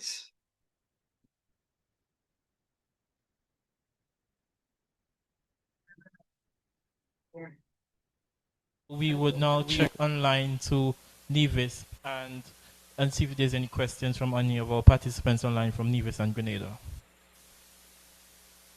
If not, we'll move right some time, and we'll move right to Miss Stacy Maskell from Antigua and Barbuda.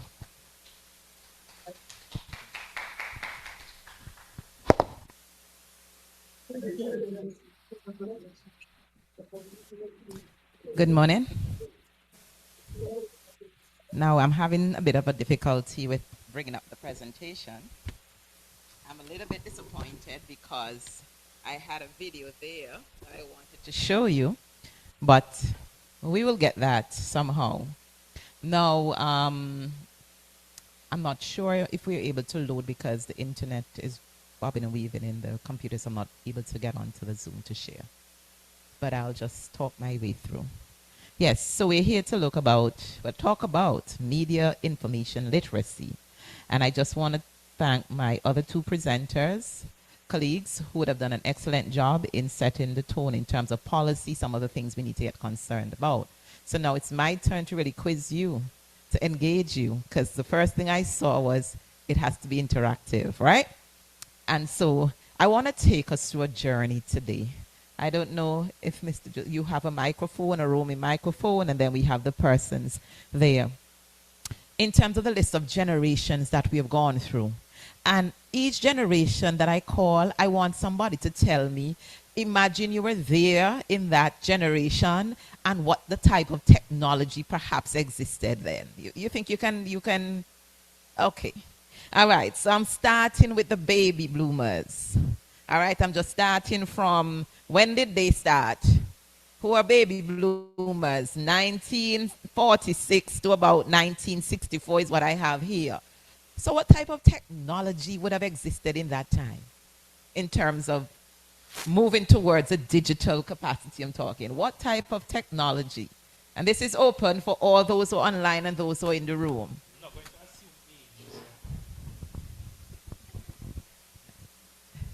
I would guess radio. Radio? Mm-hmm. I guess. AM, FM. No, probably just AM. Black and white television, and then Technicolor. Okay. Mm-hmm.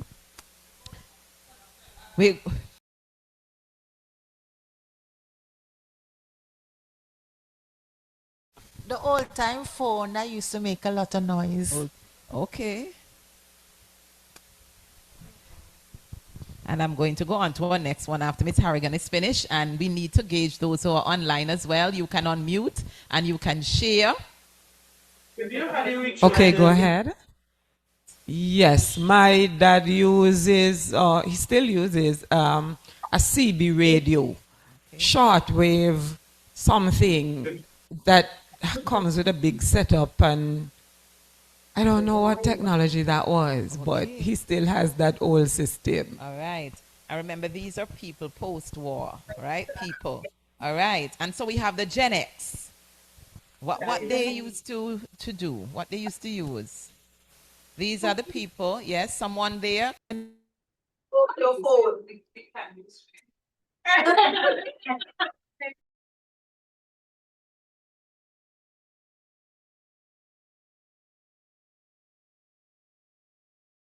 1965 to 1980.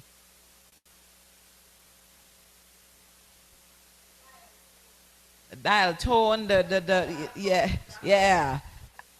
And that was the era when you had MTV, music TV, so Soul Train, you know. This the radio. Yeah.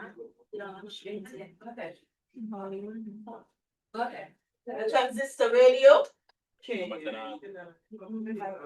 See if it's on. Okay. All right. So we then move on to 1981. Y'all are good students, you know. I didn't know y'all would be so interactive. 1981 to 1996, a minute years. What did they? That is when what happened? Something happened in that era. Internet. Because even though the internet started way back in 1969, the actual World Wide Web became active. And so we were able to interact. So that is when now we have started that, you know, barrier breaking down barriers, information sharing, knowledge sharing. Yep.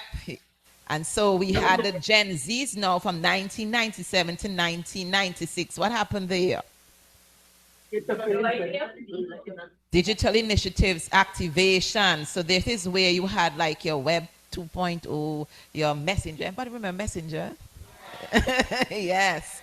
Yes, those were things in the past. And okay. And I hope my colleagues online, they're reminiscing as well. You're hearing me, guys? If you're hearing me, give me a thumbs up. I'm not sure if they're here. Okay, great. Let's go down memory lane. Now we're at Gen Alpha, 2013 to 2025. What do we have there? Social media. Everybody is information creator. Fake news, any news, all types of news. That is why now we have UNESCO having to step in now and do the MIL 2008 guidelines to help us, because we have found ourselves in a space that is very much uncontrolled. And then we have the Gen Beta ones who are starting from this year going forward. And now you have things that are being developed online that are done by AI that look so real. Real. So now we have to be determining whether it is actual or not. All right? Now I have a little video I want to show you. This is an experience that I have when, and once the video is ready, we can put it up. This is an experience I had when I went to Switzerland. I came off of a bus and came out of the bus station, and guess what I saw on the road walking with me? And so this is the era that we're living in. Isn't that so? This is the era that we're living in. And I want to show so you can have that experience with me.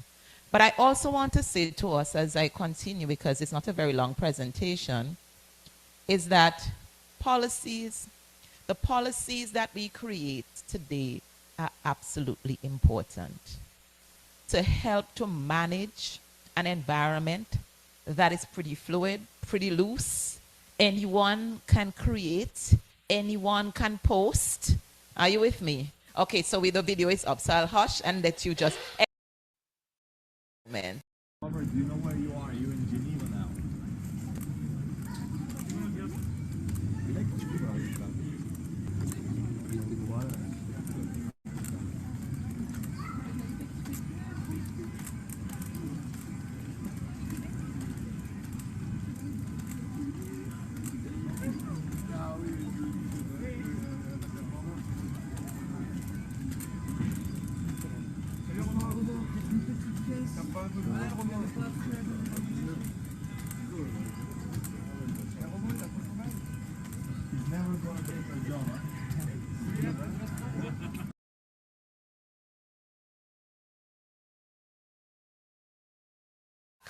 Hello?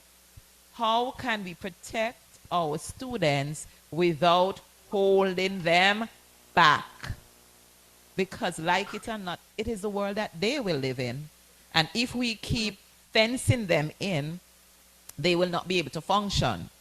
But we need to teach them to be responsible within that framework. Is that clear?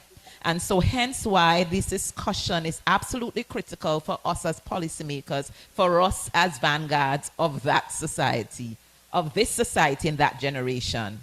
Because the thing about it is that in 2013, and the policy is being updated because we did some update to it, we did create an ICT in education policy in Antigua-Barbuda.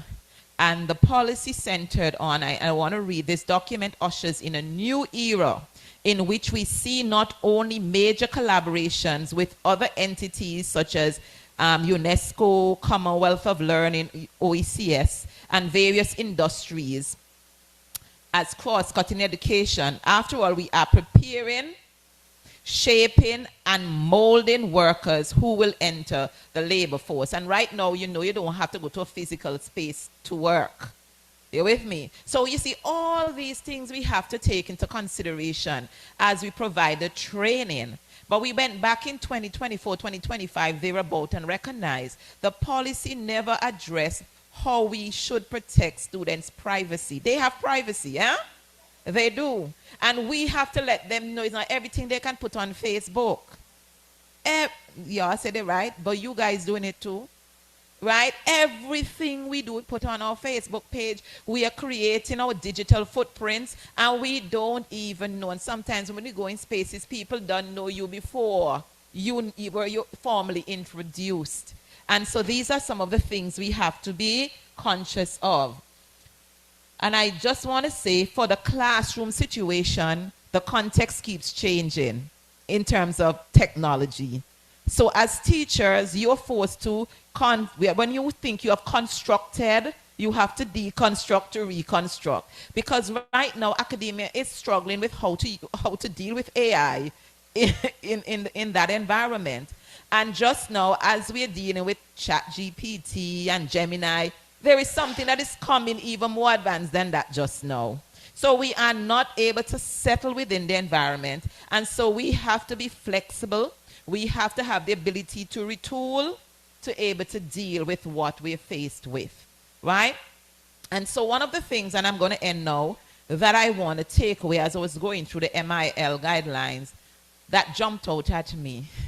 You know, the document stated, and I'm paraphrasing that, we want to deal with 21st century issues with 20th century policies. Can't work. And so this dialogue has to continue, because as teachers, you control a lot of the narratives. You see, the one thing doesn't change is that child that says, Mommy, teacher said so to do it. And so we have to really understand the responsibility that comes with teaching in this age. So as we would have journeyed through the different generations, you can appreciate where we have come from, where we are, and where we are going. And I encourage you to use this to your advantage as vanguards of our young people and the next generation. Thank you. Ms. Maskell, before you escape the stage, I want to just start with the online persons to see if they have any questions from Nevis and Grenada. If not, we'll move right along to St. Kitts if there's any questions in the room. Well, I know St. Kitts have a question.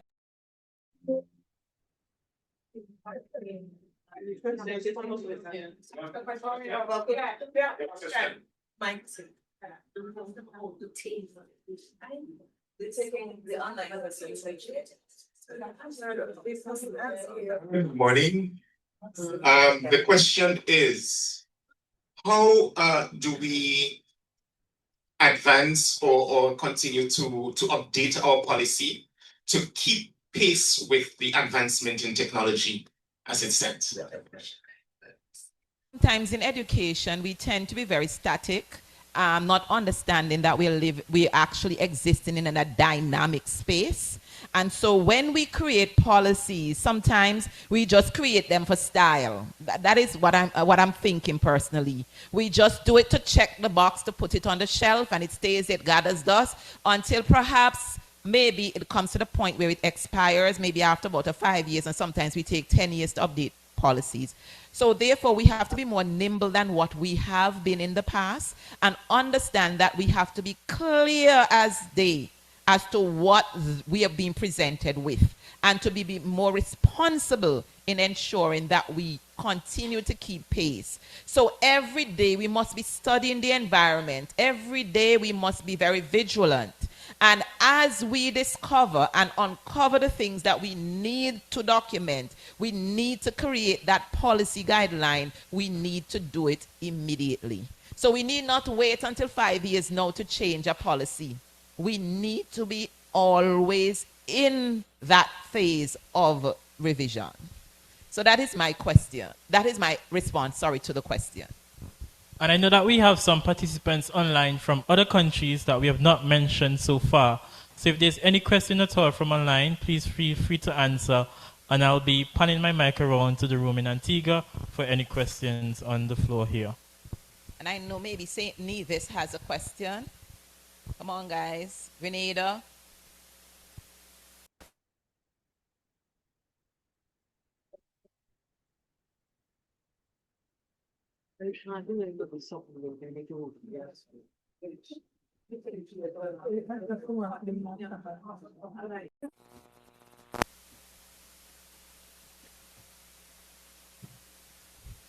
And we would now like to invite Ms. Bacha of the MIL Alliance for UNESCO to share a few words with us.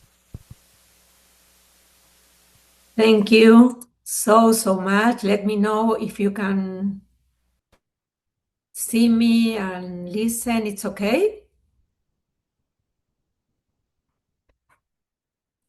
Yes, we can see you. Yes. Okay. Then thank you so much for inviting me to take a couple of minutes only to celebrate this deeply important gathering. Really, I feel proud of your work. I know how UNESCO's office is working on different issues, but basically in MIL, with MIL focus. So thank you for giving me this a couple of minutes to share. I want to say that what Paul Hector said is the fundamental base of MIL for UNESCO. I am the representative of Latin America and the Caribbean at the UNESCO MIL Alliance. And I have a very good news to share with you, because I consider this is an opportunity for all the region, for all the world basically, but for all the region, and thinking that regarding we are looking on the lens of disability inclusion and digital accessibility, it could be a great opportunity. Because the UNESCO MIL Alliance has officially launched its 2026 call for the formation of chapters. And we believe this is the perfect mechanism to amplify Caribbean voices and advocate for equitable access to information. As we know, the UNESCO MIL Alliance operates horizontally as a network of networks. These chapters are designed to decentralize cooperation and maximize local impact. What makes this call incredibly relevant for us is that a chapter does not have to be strictly geographic. It can be built around a specific theme or underserved audience. For the Caribbean, this represents a historical opening to form a chapter, for example, dedicated entirely to disability, digital inclusion, and accessibility. Not the only one, but one of them. Establishing an official chapter within the MIL Alliance provides immense structural support. First, it runs global recognition, allowing us to use the official UNESCO MIL designation to elevate our advocacy. Second, it connects our Caribbean organization directly with the global network of accessibility experts, institutions, and decision makers. The visibility is a game changer when it comes to co-developing inclusive digital projects and finding international partners for joint funding proposals specifically for example, on these or other issues. So the call is open. Administratively, the UNESCO Secretariat has centralized the entire process through a single email inbox that is UNESCO MIL Alliance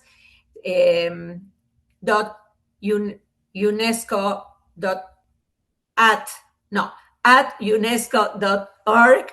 And I invite you to visit the UNESCO website looking for MIL information. You will find there a lot of information about what MIL means, the MIL in general, but also about the alliance. The importance is that people and organizations can create different chapters.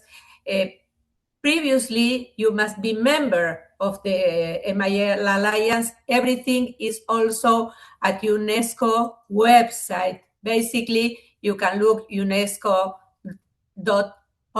and then Media Information Literacy Alliance. It's very easy to find because for UNESCO, for United Nations, and for all the society, the MIL now, I could listen during all this morning, is a priority for the world in general and for the Caribbean and Latin America also. It's a priority to build a society more inclusive, for make stronger our democracies, to have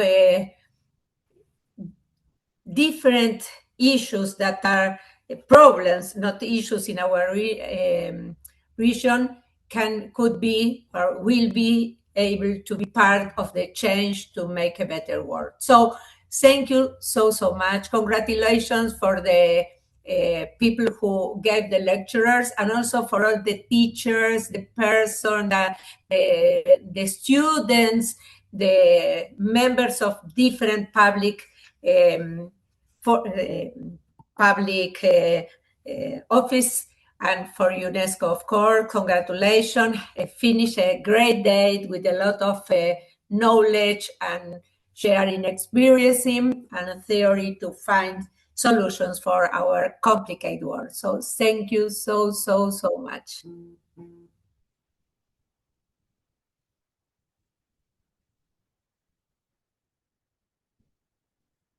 Everyone else on the panel as well who would have contributed to this discussion. Just give them a big round of applause.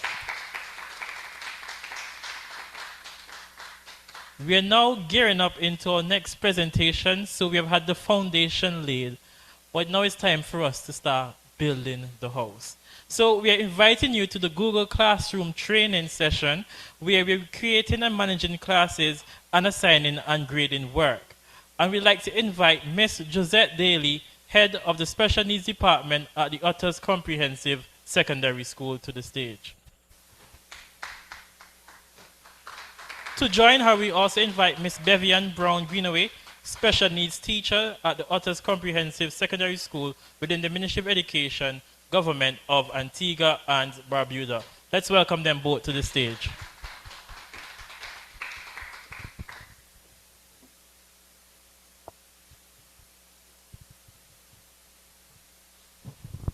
Pleasant good morning.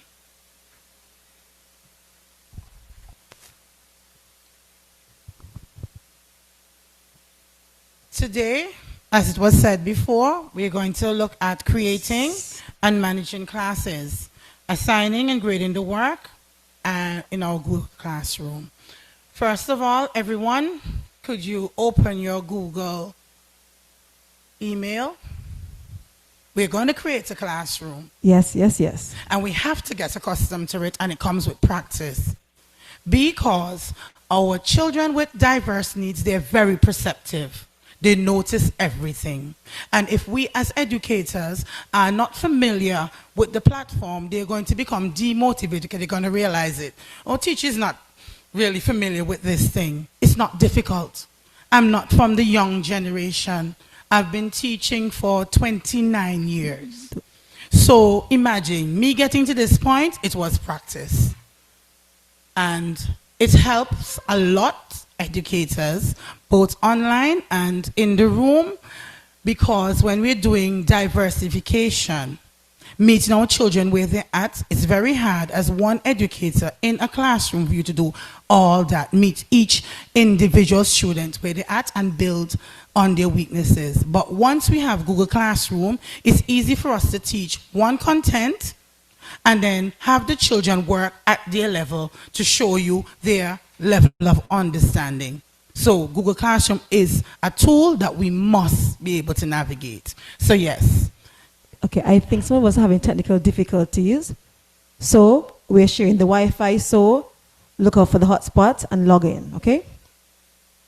Can I get some indication? You can always message in the chat.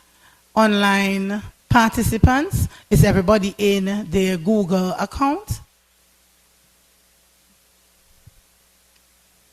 Okay, Miss Phillips sent a link for the classroom that we set up, so you can actually access that one. However, what we would like you to do is to work, that one is the information that we're actually going to give you, that shows you information. However, we would like you to actually create a class for yourself. Okay? So, I'll share my screen so you can see how to actually do it. Okay? Share. In the interim, I'll just let everyone in the room know we'll be passing around a paper that has the internet password on it.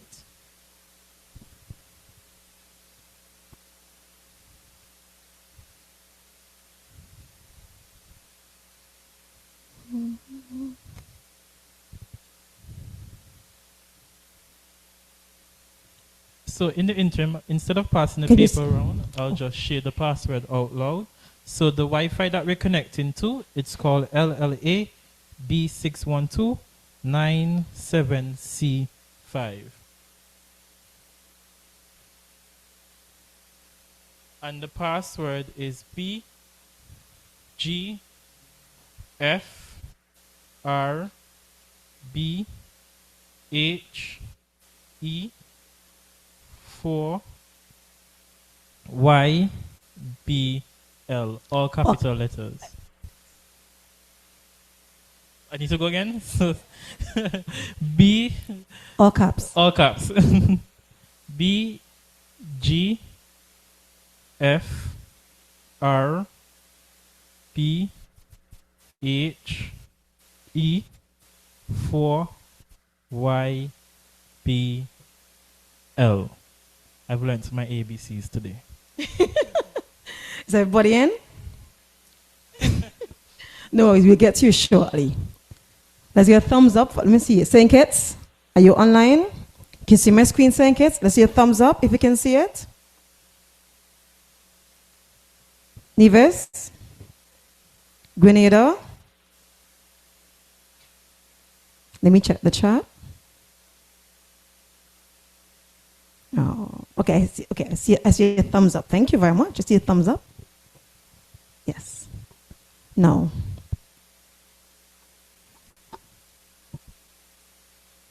No problem, idea. When you get online, I'm giving you the website, so you look for it now. The website is classroom.google.com. That's your website you're going into. Classroom.google.com.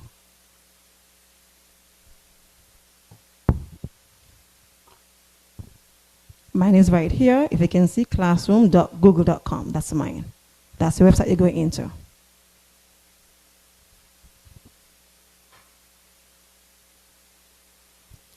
Wait online. Let me see a thumbs up. We're doing it together? Yes. No worries.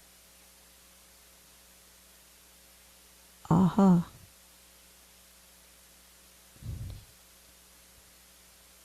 Now this is, even if you're using your school account or your personal Gmail account, you can actually create a classroom. That's the beauty about Google Classroom, okay? There's some limitation with your personal account that you won't experience with your school account. But you can still create a Google Classroom. So, with that being said, right here, great, I see thumbs up all around. I'm at the plus sign. The plus sign, click that plus sign. Now, I give you two options, to join a class or create a class. You click create a class. For those persons who are still not seeing the button, it's at the top right-hand corner of your screen. No. Is everyone with us?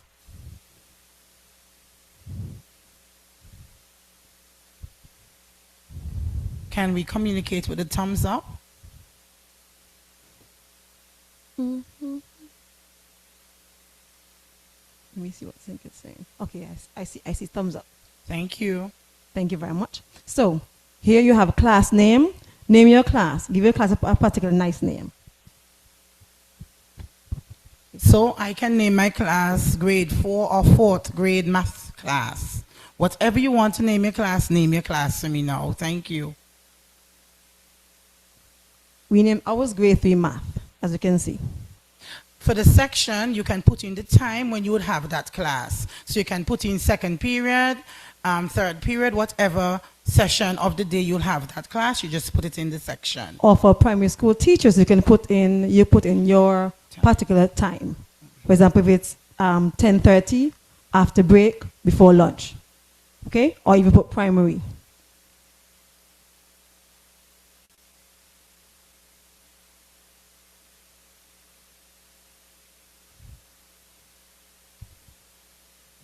Now, see levels, it gives you an option. Nursery, meaning preschool, reception, as in terms of like the grade 1 reception area. Then there's year 1, year 2, year 3, year 4.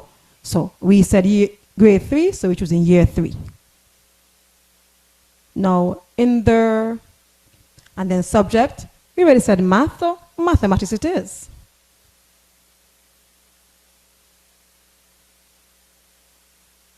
And the room, we already said grade 3. We made everything clear in our class name, as you can see. We didn't say shining stars or exploring this space, outer space. So it's easier for us that way. Then click create.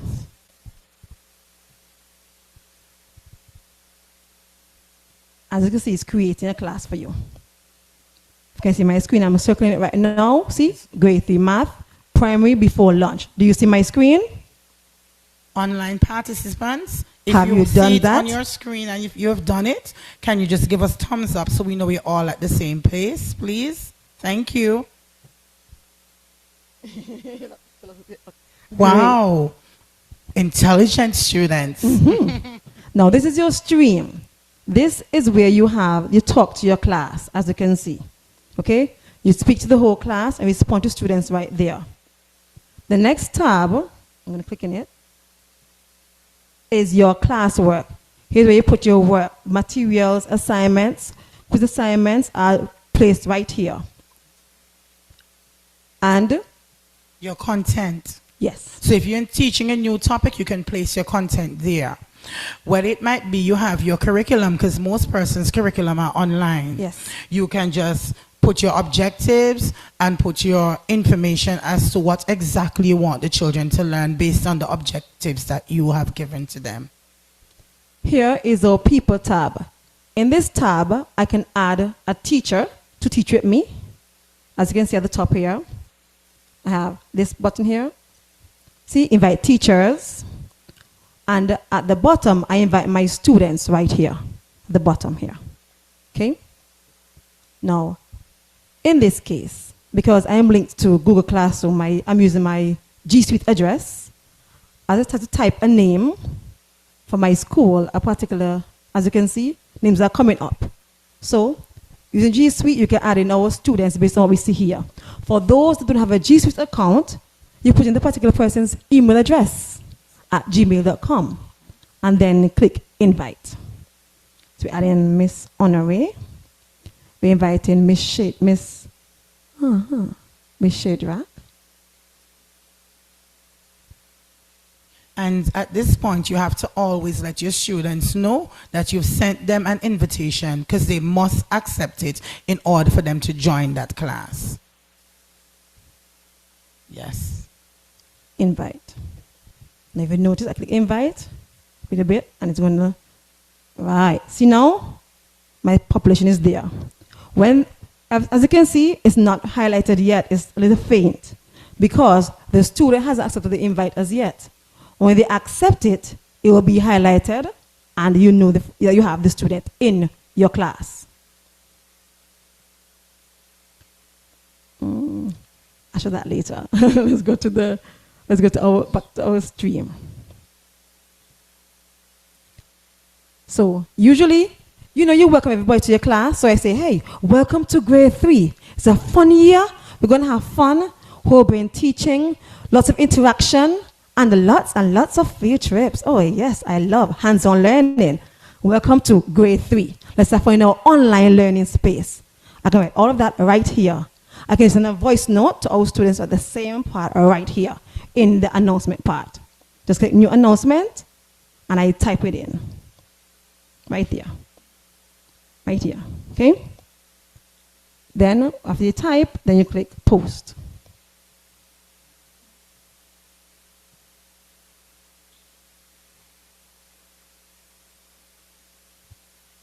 We will have a blast this year. Post. You can also upload files from your drive here as well. You can use links. Right you here. can upload your URLs Right for here. students to be able to click on it and Yes. to access videos or whatever interactive material you may want to put in there to make your Google Classroom as interactive as possible. Now, with that being said, let's move on to the next part of our screen. Oh, let me show you something before I forget. Here is our Meet link. If you're meeting students online, you click this generate link, and it will generate a link for you. All they go to is go to the classroom, press that link, and they will see you. So how they've seen us now on Zoom in Google Meet. Okay? And this is the class code for those who didn't get in their email address. They can join using the class code, which you as a teacher can give it to them so they can join the classroom. And the Meet again is for our Google Live class, okay? So for whatever reason, could it be that there is a situation at the school plant and you cannot see or meet the students face to face? Yes. This is very, very, very convenient, and the children will enjoy it. No, this is the classwork. This is the classwork tab. As you can see, there's a create button here. Click the word create. I get options. First option is assignment. I have an add-on that's a Kami assignment on my own. Then the quiz assignment question material reuse post and a notebook learning management based on my content. So, is everyone with us? Are you seeing everything that we are describing here? Online participants, thank you so very much. Yes, I love that. So, with a question, I can ask a question and say, how was your vacation?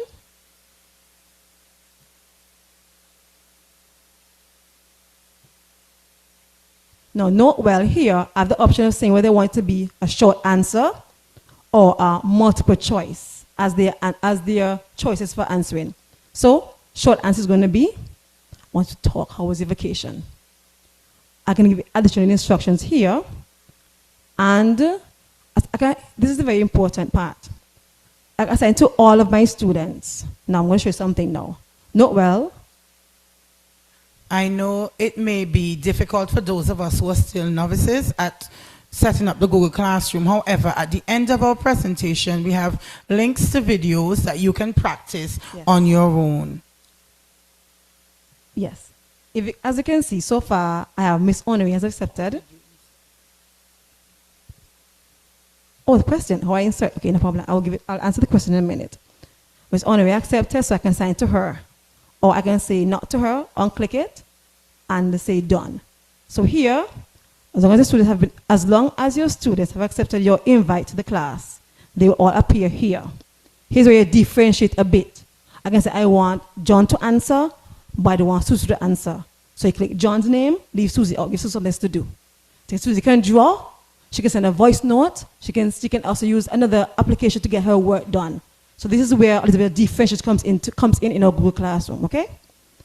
And click all students and click done. The question they ask is, how do I attach? Now here, I have my Drive, YouTube video, click a create, I can create a resource here, upload a resource or add a link, okay? Now, my Google Drive, click the Drive, and whatever you have in your Drive, you could have had something in your classroom, like, I'll show you something I had in my classroom. You can have something in your class, a worksheet could be there in your classroom already. I'll take a picture. When you take a picture of a worksheet, you can actually add it to your Drive. And things added to your Drive will appear here. Okay? As you know, your Drive stores all your information. Pictures, PDFs, videos, they're all in your Drive. Okay? So, you click My Drive, and you choose. See? I can choose a math unit. I can choose some songs. I can choose. This one is the exam I was typing. Mental math. I can choose something there. Whatever I click on, I select Add, and it automatically will be added to my classroom. As you can see, it's there as a PDF. Okay? Just click on it. Yes? Okay. To do that, you can have an add-on. I use an add-on, and I was in my voice note. I use Vocaroo to do my voice notes when I'm doing it. Okay? So I usually put the Vocaroo app in there as a link. So click the link and send your voice note. That's what I do. But when I'm doing my reading with my students, I usually have the reading passage there. Tell them to click the link for Vocaroo, automatically record your stuff, and it will be, and just send it to me. That's what I tell them. Click it, record it in your computer right away, just send it to me. So with Google Classroom, we can use different apps to get different things done, and it helps with our students in everything. Oh, note well, here I have students can reply to each other, or they can edit their answers. Because the question I put in, that's where this option comes into play. So I can say, you know what? I don't want to edit the answer, but they can reply to each other, yes. So Miss Daly can speak to Miss Shadrack. She can speak to Miss Canonair. You can have a discussion right there on our stream or even in the question itself. So it adds for interaction right there in your questions when they have the answers, okay? And here I click ask, or it will not go on my stream. Ask.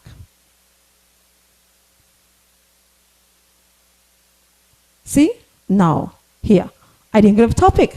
Now, right now it looks confusing because there's nothing, there's no topic there, okay? So this is where I actually change this. So now I can click create. Oh, I'm going to go back to the question. Let me show how I go back to the question. I click edit, view question. I'm going to edit it. Edit my question. And then over here, I have the word, see, no topic. So I click it and I create a topic. Say summer shenanigans. And I save it. So now, when I go back to my stream, see, summer shenanigans is my topic, and I have the question under there. How was your vacation? Right?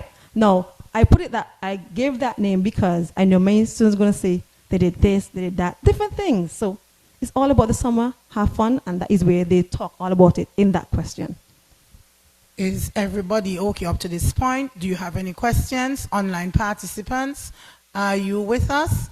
If you're with us, you can put your thumbs up. If you have a question, you can place it in the chat. Thank you. I'll put it up in a minute. Oh, we answered that already. Oh, the Kami assignment. Let me tell you, I have Kami as an add-on that I use. So you have to actually go add the add-on into your Google Chrome right here. Up here is where you have your add-ons. Oh, sorry. Let me show you from the waffle because here's my waffle, right? I'm back. No, I'm back to my grade 3 class. This is my waffle right here. My waffle now. I have my Google Apps now because I chose what apps I want to integrate with my Google Classroom. Understand, to make it more interesting for my students. So Kami is one of those apps that they can actually write in the PDF and that kind of stuff using Kami. So that is where that app comes in. So in the Google Play Store, you go to the add-on and Kami will be right there. Just click on it and download it to your computer, to your browser as a Chrome extension of your browser for Kami.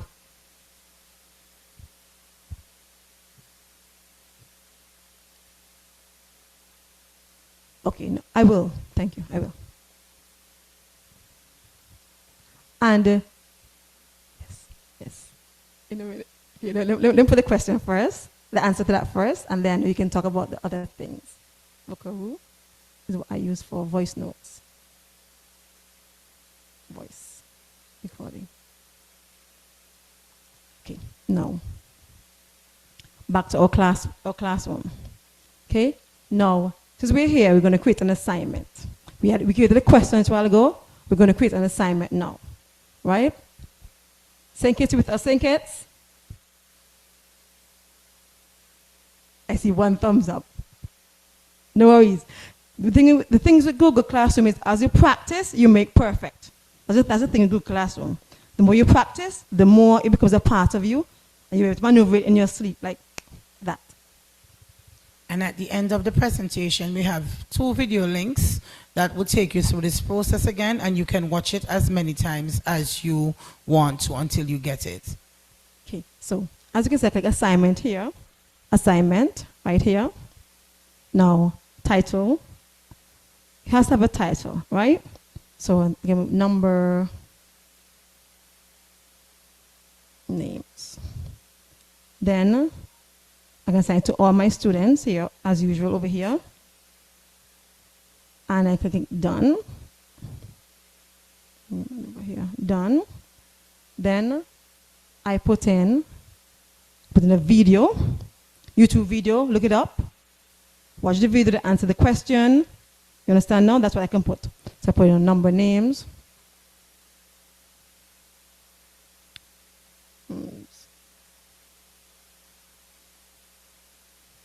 Thousands.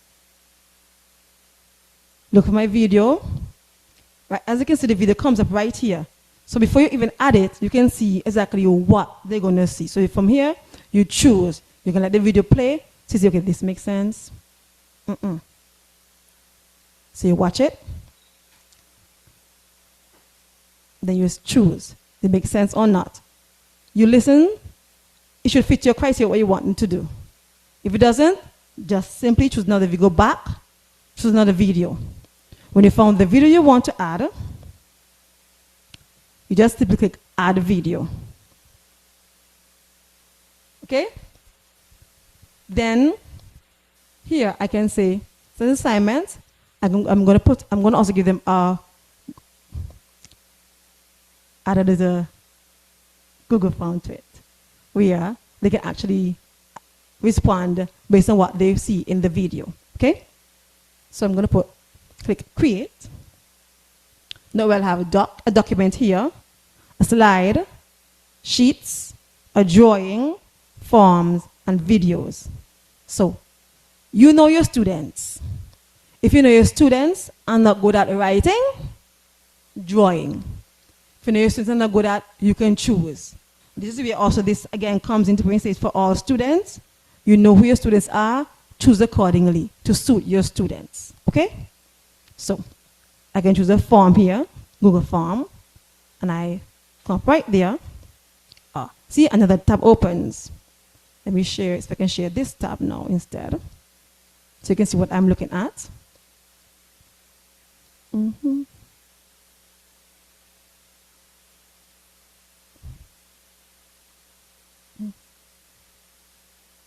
Now, remember, you can choose your response, you can diversify your responses. Okay?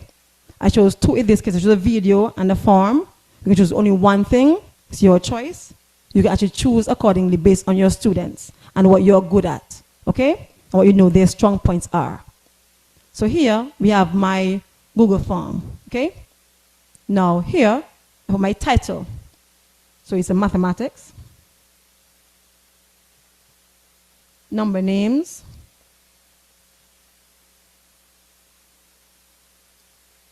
Oh, I spelled it wrong. My Zoom screen is open. I can't see. Okay, let's see. Number names. N-U-M. Number names. This is my question now. Note well, when I click here, automatically I get the title of my form right there, okay? Questions. Here's I have a choice of multiple choice, short answer, paragraph, multiple choice, check boxes, drop down. They can upload a file, linear scale, rating, a grade, checkbox grade, and I put in the date and time. All that can be choices I choose from here. So I choose my choice. They're going to do multiple choice. Okay? Then I said I'm going to put in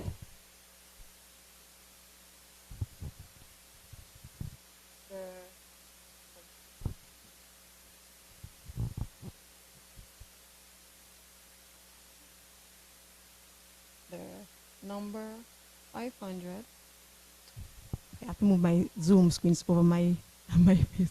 I can't see what I'm typing. The number 500.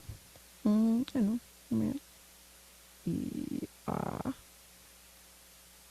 Is written as option now comes into play. FIVEHUNDED. And that's a mistake there to make. Next one will be FIVHUNDRED. And because I'm catering for slow learners in the class, I'm going to give them 3 options, not 4 or 5 to overwhelm them. 3 options I'm going to give them. This one is FIFTH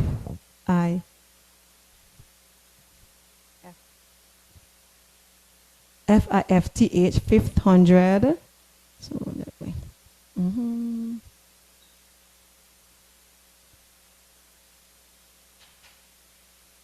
Now, here, that's my options. I have to click my answer, okay? So the computer know. This is how we actually grade it. Your quiz is easy one time. Answer key one time, so work again. So I choose my answer now. So my answer is going to be that one. So now I have here, I click whether it is required. This now means they can actually skip the question. So if I click with this answer now means they have to actually answer this question. They can't skip it. I know. And I didn't select my answer, I know. So I am selecting my answer. My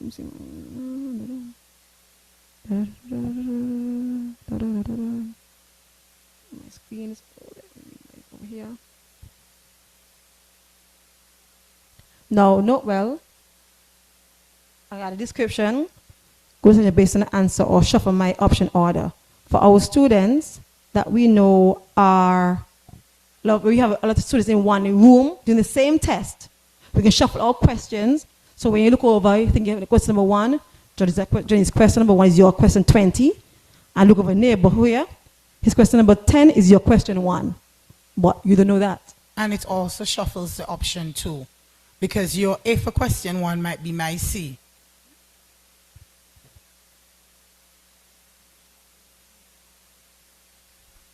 Now, note well, and my tabs responses, no responses are there. I link to a Google Sheet. And settings now is where you actually make it a quiz. When I click this now, I can assign the points for each question. 1 point, 2 points, 10 points, particularly. Okay? And then I can choose here whether they should release the grades after they answer the questions and if you click submit, or later after I double check the questions. I love this one here. I'm going to try it next time. Locked mode. This means the screen is locked. They can't go nowhere else but the same tab that they are on for the quiz. So also look over to Google and look for the answers. This is a nice feature that we can use for our students. Okay? Note well. They ask me different options. I choose whether I put it on or off. That's there. Settings are there. Questions are there. How it's presented, I can choose. See, everything is there. Show progress so you can see if they're actually near or far.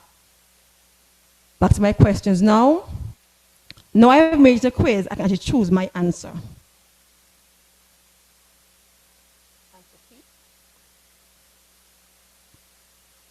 And that's my answer key right there, as you can see.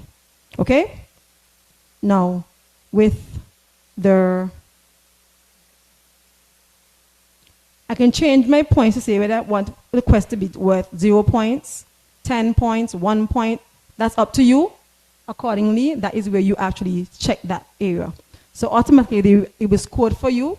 Once the person actually enters the quiz, it will score for you automatically. So now that is done. I'll click publish. That's it. This one says, if anyone can respond, click publish. Okay?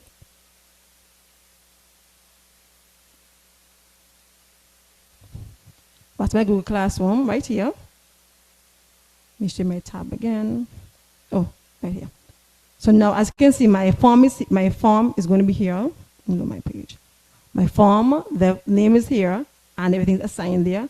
I can choose to say,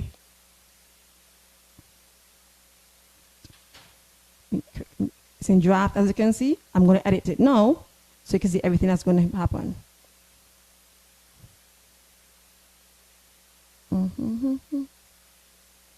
My screen. Edit my assignment right now. I'm giving the topic, and I'm also going to give it a due date. I can say it's due tomorrow or the next day. So,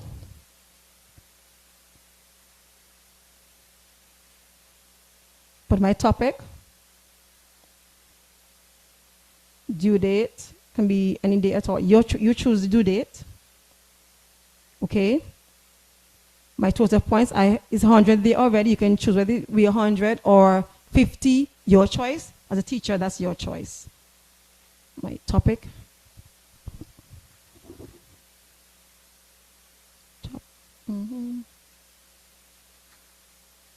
One. And I click on my instructions. Don't forget that, because the students will have to know what they should do. Watch the video, then complete the quiz. Have fun. Then I click assign right here. When I assign it now, see? Assign. So we have created an assignment, created a classroom, and we assigned it to our students. Okay? We have to add the students. Our next part is, if our student, our grades are going to be right here, at this tab right here. Now it's loading up. When our students actually show, this is our grade book that shows what the student actually did. And as you can see, we have 2 students in our already. And you will see the answer was the vacation and the number names. I can actually put in an answer here where they get 50 based on what the answer was, right? If I say manually view before submission, I can put in the grade. If there's a return submission before I manually view, then it will be here. But I have to click return. There's 3 dots here. I can view what they did. You can excuse or mark as complete. Options are going to be there. See the options? Now, Miss Honoré. So I saw Miss Honoré's thing, and she actually got 10%. I'm just joking with Honoré. She knows, yes. So now I can say now, see, return to her. That means I'm going to return her work. So she will see her grade one time and done. See? And you can also add feedback so the student can know where they actually went wrong and what it is that they can do to improve the skill in that particular area. As a teacher, you have this tab called to review in your work. Review, you check to see what the student has done. Everything is going to show up there. It's going to show up in classes. See, work in progress, the due date, and so forth will be here. See, 0 turned in, 1 assigned, 1 graded. So this keeps you track of what's happening in your class, okay? So you know what's happening. Okay? Markers reviewed, you see that? Automatically it comes from there. All right? Go to our reviewed topic section. See, it's there. So it's easier for us when we're doing that. And now, note well, we can differentiate by saying for all students, this student, that student, and we give them options in what we're giving them to actually present their work. Whether through a voice note, through a drawing, we can use Google Slides as we have here, Google Slides. As well, we can use Google Slide, which in Google Slides they can actually manipulate, they can drag and drop in Google Slides. We can use Nearpod, this is a game they can play.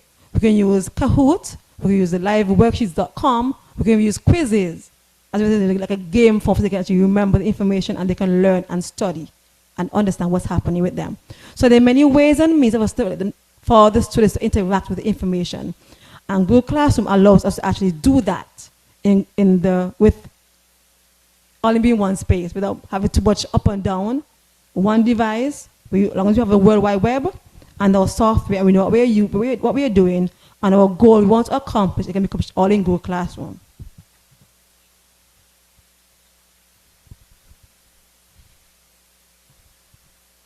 Okay, the quiz. Let me show you the quiz. Because no one actually answered the quiz, let me show you. Miss Honoré, can you answer my quiz, please?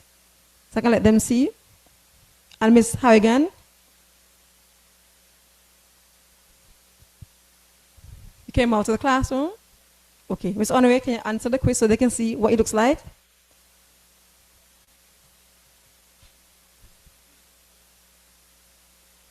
Let me fix something here. Note well, there. Okay, good. Note well, as you can see, the response is right here. And you see you have a summary and the question and how many answered and the points they got and the range. So this automatically can tell you who is lagging behind, who needs help, and who can actually function on their own. Okay? And you can export it into a Google Sheet. And as usual, it's shown as a graph. So you have that as your data to support whatever you're actually doing. Okay? And it's a very good feature of Google Classroom where you can actually track students' progress and share with parents if you wish. We're almost to the end of our presentation. Our time is almost up. Online participants, do you have any questions? Are you with us? And remember what I said again, we have the link for some videos that you can watch in your free time to build a skill. And we know AI is there, so if you get stuck, you can put in a question and it will help you as well. Teachers, only thing we need is to have the desire to and just practice it and it will come. Using and navigating Google Classroom is a skill and we need to practice. And it's this kind of time where technology is the way forward when we think about our global skills that are needed for survival. We need to be able to teach our students to navigate them. So teachers, we have to know and we have to be familiar and comfortable in order for our students to grasp it and to use it.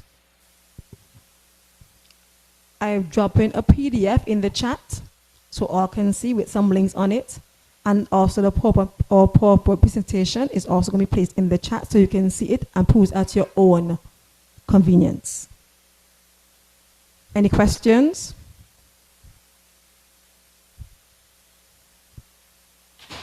There's a hand. Yes, Miss Pell.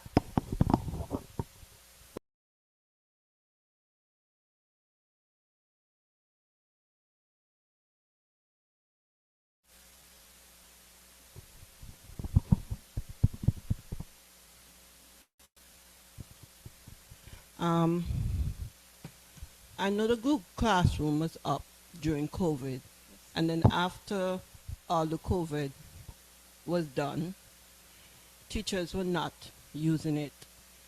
I would recommend that they still use it because we don't know what's going to come. So we should use the Google Classroom. It was accessible to all teachers after COVID. No. So we would recommend that they use the Google Classroom. Thank you, Ms. Pell, for that. And to add to what Ms. Pell just said, the Google Classroom, when we use it, we have a lot of free apps that are very, very good in the classroom. Canva, we have to pay for it. However, if you use the Google account, it is free. The G Suite account, yes. So teachers, as you navigate it, you will find a lot of interesting advantages, and I really advise you to take advantage of it. Any other? Yes, Ms. Canania? Any questions, St. Kitts? I'm looking in the chat. I see the comment. It is still accessible to all teachers, yes, but most teachers are actually not using it. And her recommendation was that we all use it, not just for exam time alone, but everyone should use it across the island. At least, not every day, but at least every other day or something, so we're more familiar with it, and we have access to everything. We can get things sorted out. I say question for Mr. or Miss White in a St. Kitts. That's St. Kitts? Miss White. Yes, I see a question here. You can unmute and ask a question. Hold a minute, Miss Canania.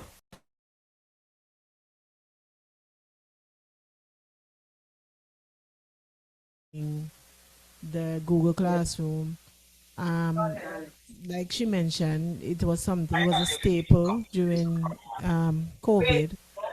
And after that, I guess as teachers went back into the classroom, they didn't really see the necessity of using it because we were face to face again. But I agree with you that it is a valuable tool. The only thing I would say, some of the add-ons that you spoke about today, you would make a list of those, help us to be able to source these add-ons, because some of the things that we would want to use are not free. I know. And That's why I have to search. We don't have any money. Yes. To pay for subscriptions. I've seen a lot of what should I say? Things online that I would, I have tried, like even like the live worksheets and stuff like that I would have tried. And even now I'm discovering, because I like to do a lot of research, and I've been looking and seeing things that I would want to use to help our children. Unfortunately, cost is a major factor.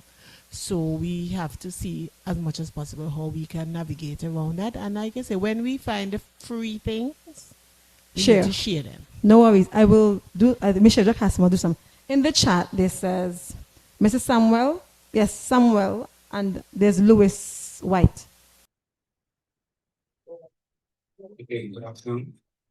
So my concern is how we can use this store.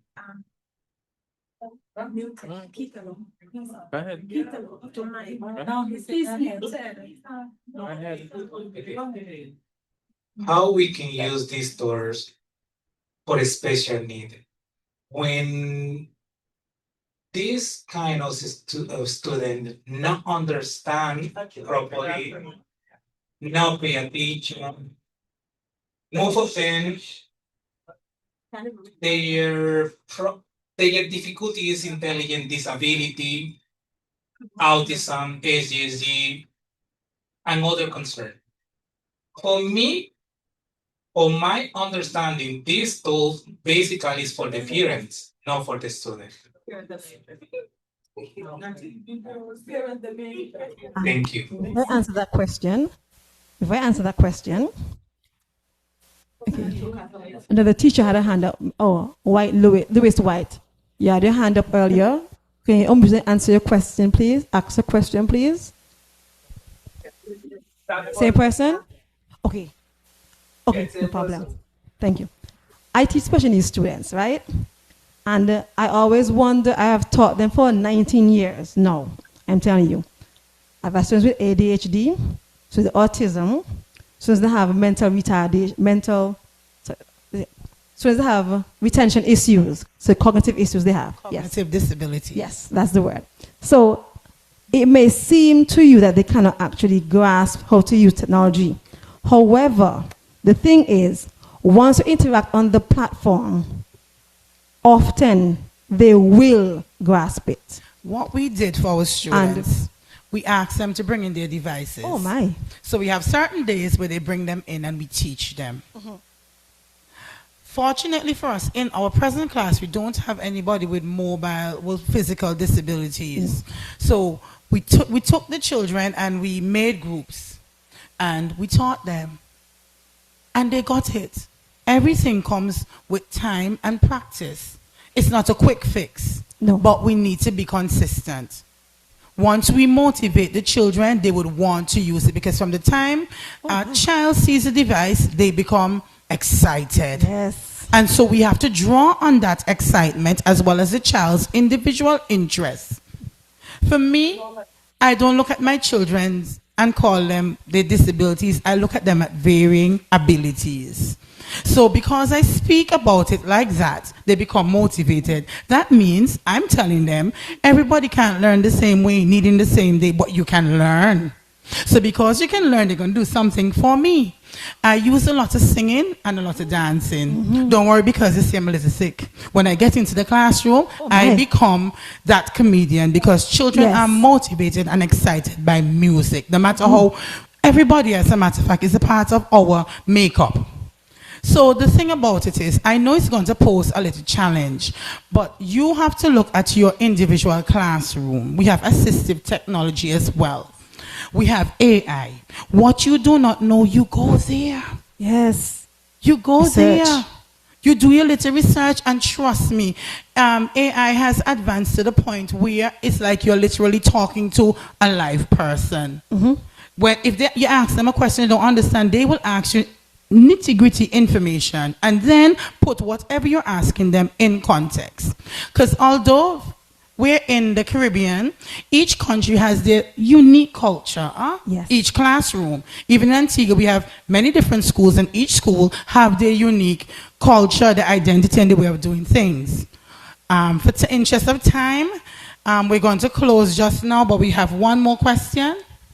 If I'm saying kids. Yes. And then afterwards, when we finish answering saying kids, we're going to put some different extensions and different places you can find information into the chat to see if that can help you. Yes. Now, Nevis said they use Microsoft Teams there because it's such a Google Classroom. Now, for me, you can use both. That's my thought process. Because the more, the merrier. In the online space, they get bored very easily. So even though you put a game, for example, I can put a game on quizzes today. I can put the same thing in Nearpod tomorrow. I can put it in live worksheets the next day. I can put it in Kahoot another day. I can put it in Epos another day. but yet still they're all doing the same one concept they're learning, different ways, they're multiple modes for that one concept. So for me, if you're using both, it's better. And devices, yes, of course, they need devices to actually do this. And I don't think you realize nowadays, but almost everybody have a device nowadays. I'm not going to let them use their phones, their tablet, everything. Okay?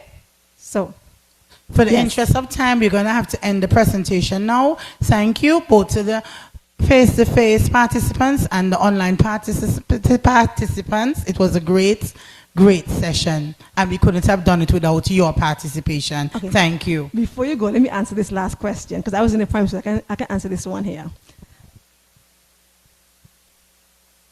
Oh, okay. I saw the question up there, so I was wondering. Okay, no problem. Okay. So, St. Kitts, we're on to you. So,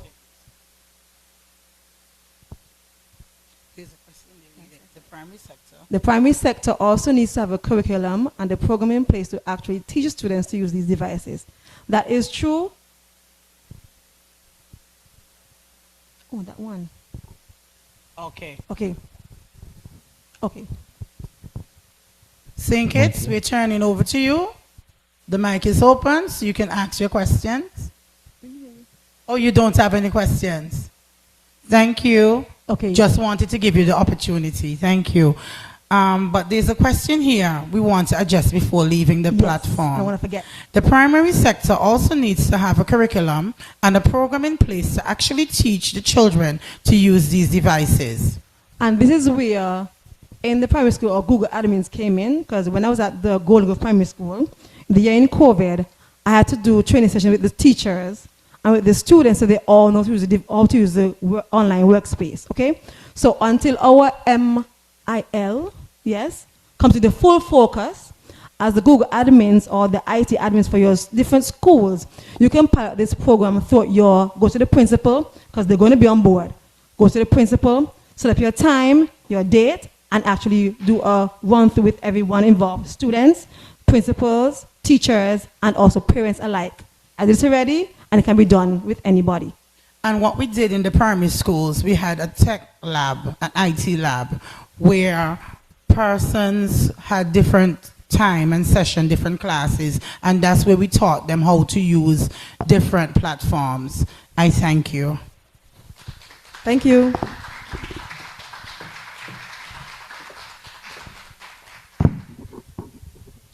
Thank you so much. I must say the session was extremely engaging, and I know the participants definitely learned a lot about Google Classroom and all of its additional features. But I'd hold you accountable to providing those links for everybody so that their students can also benefit. I trust that you will. And so now we're moving right over to lunch. And so we'll be taking a short break. And for those of you online, we'll return back at 1 o'clock. And those of you in the room, we will take a short break to grab the lunches. And just to inform you, there are different lunches available. So and they're pre-packaged, so you have a chicken option. And you could mute. Yeah, so we resume at 1. And so we'll now put the online engagement on pause.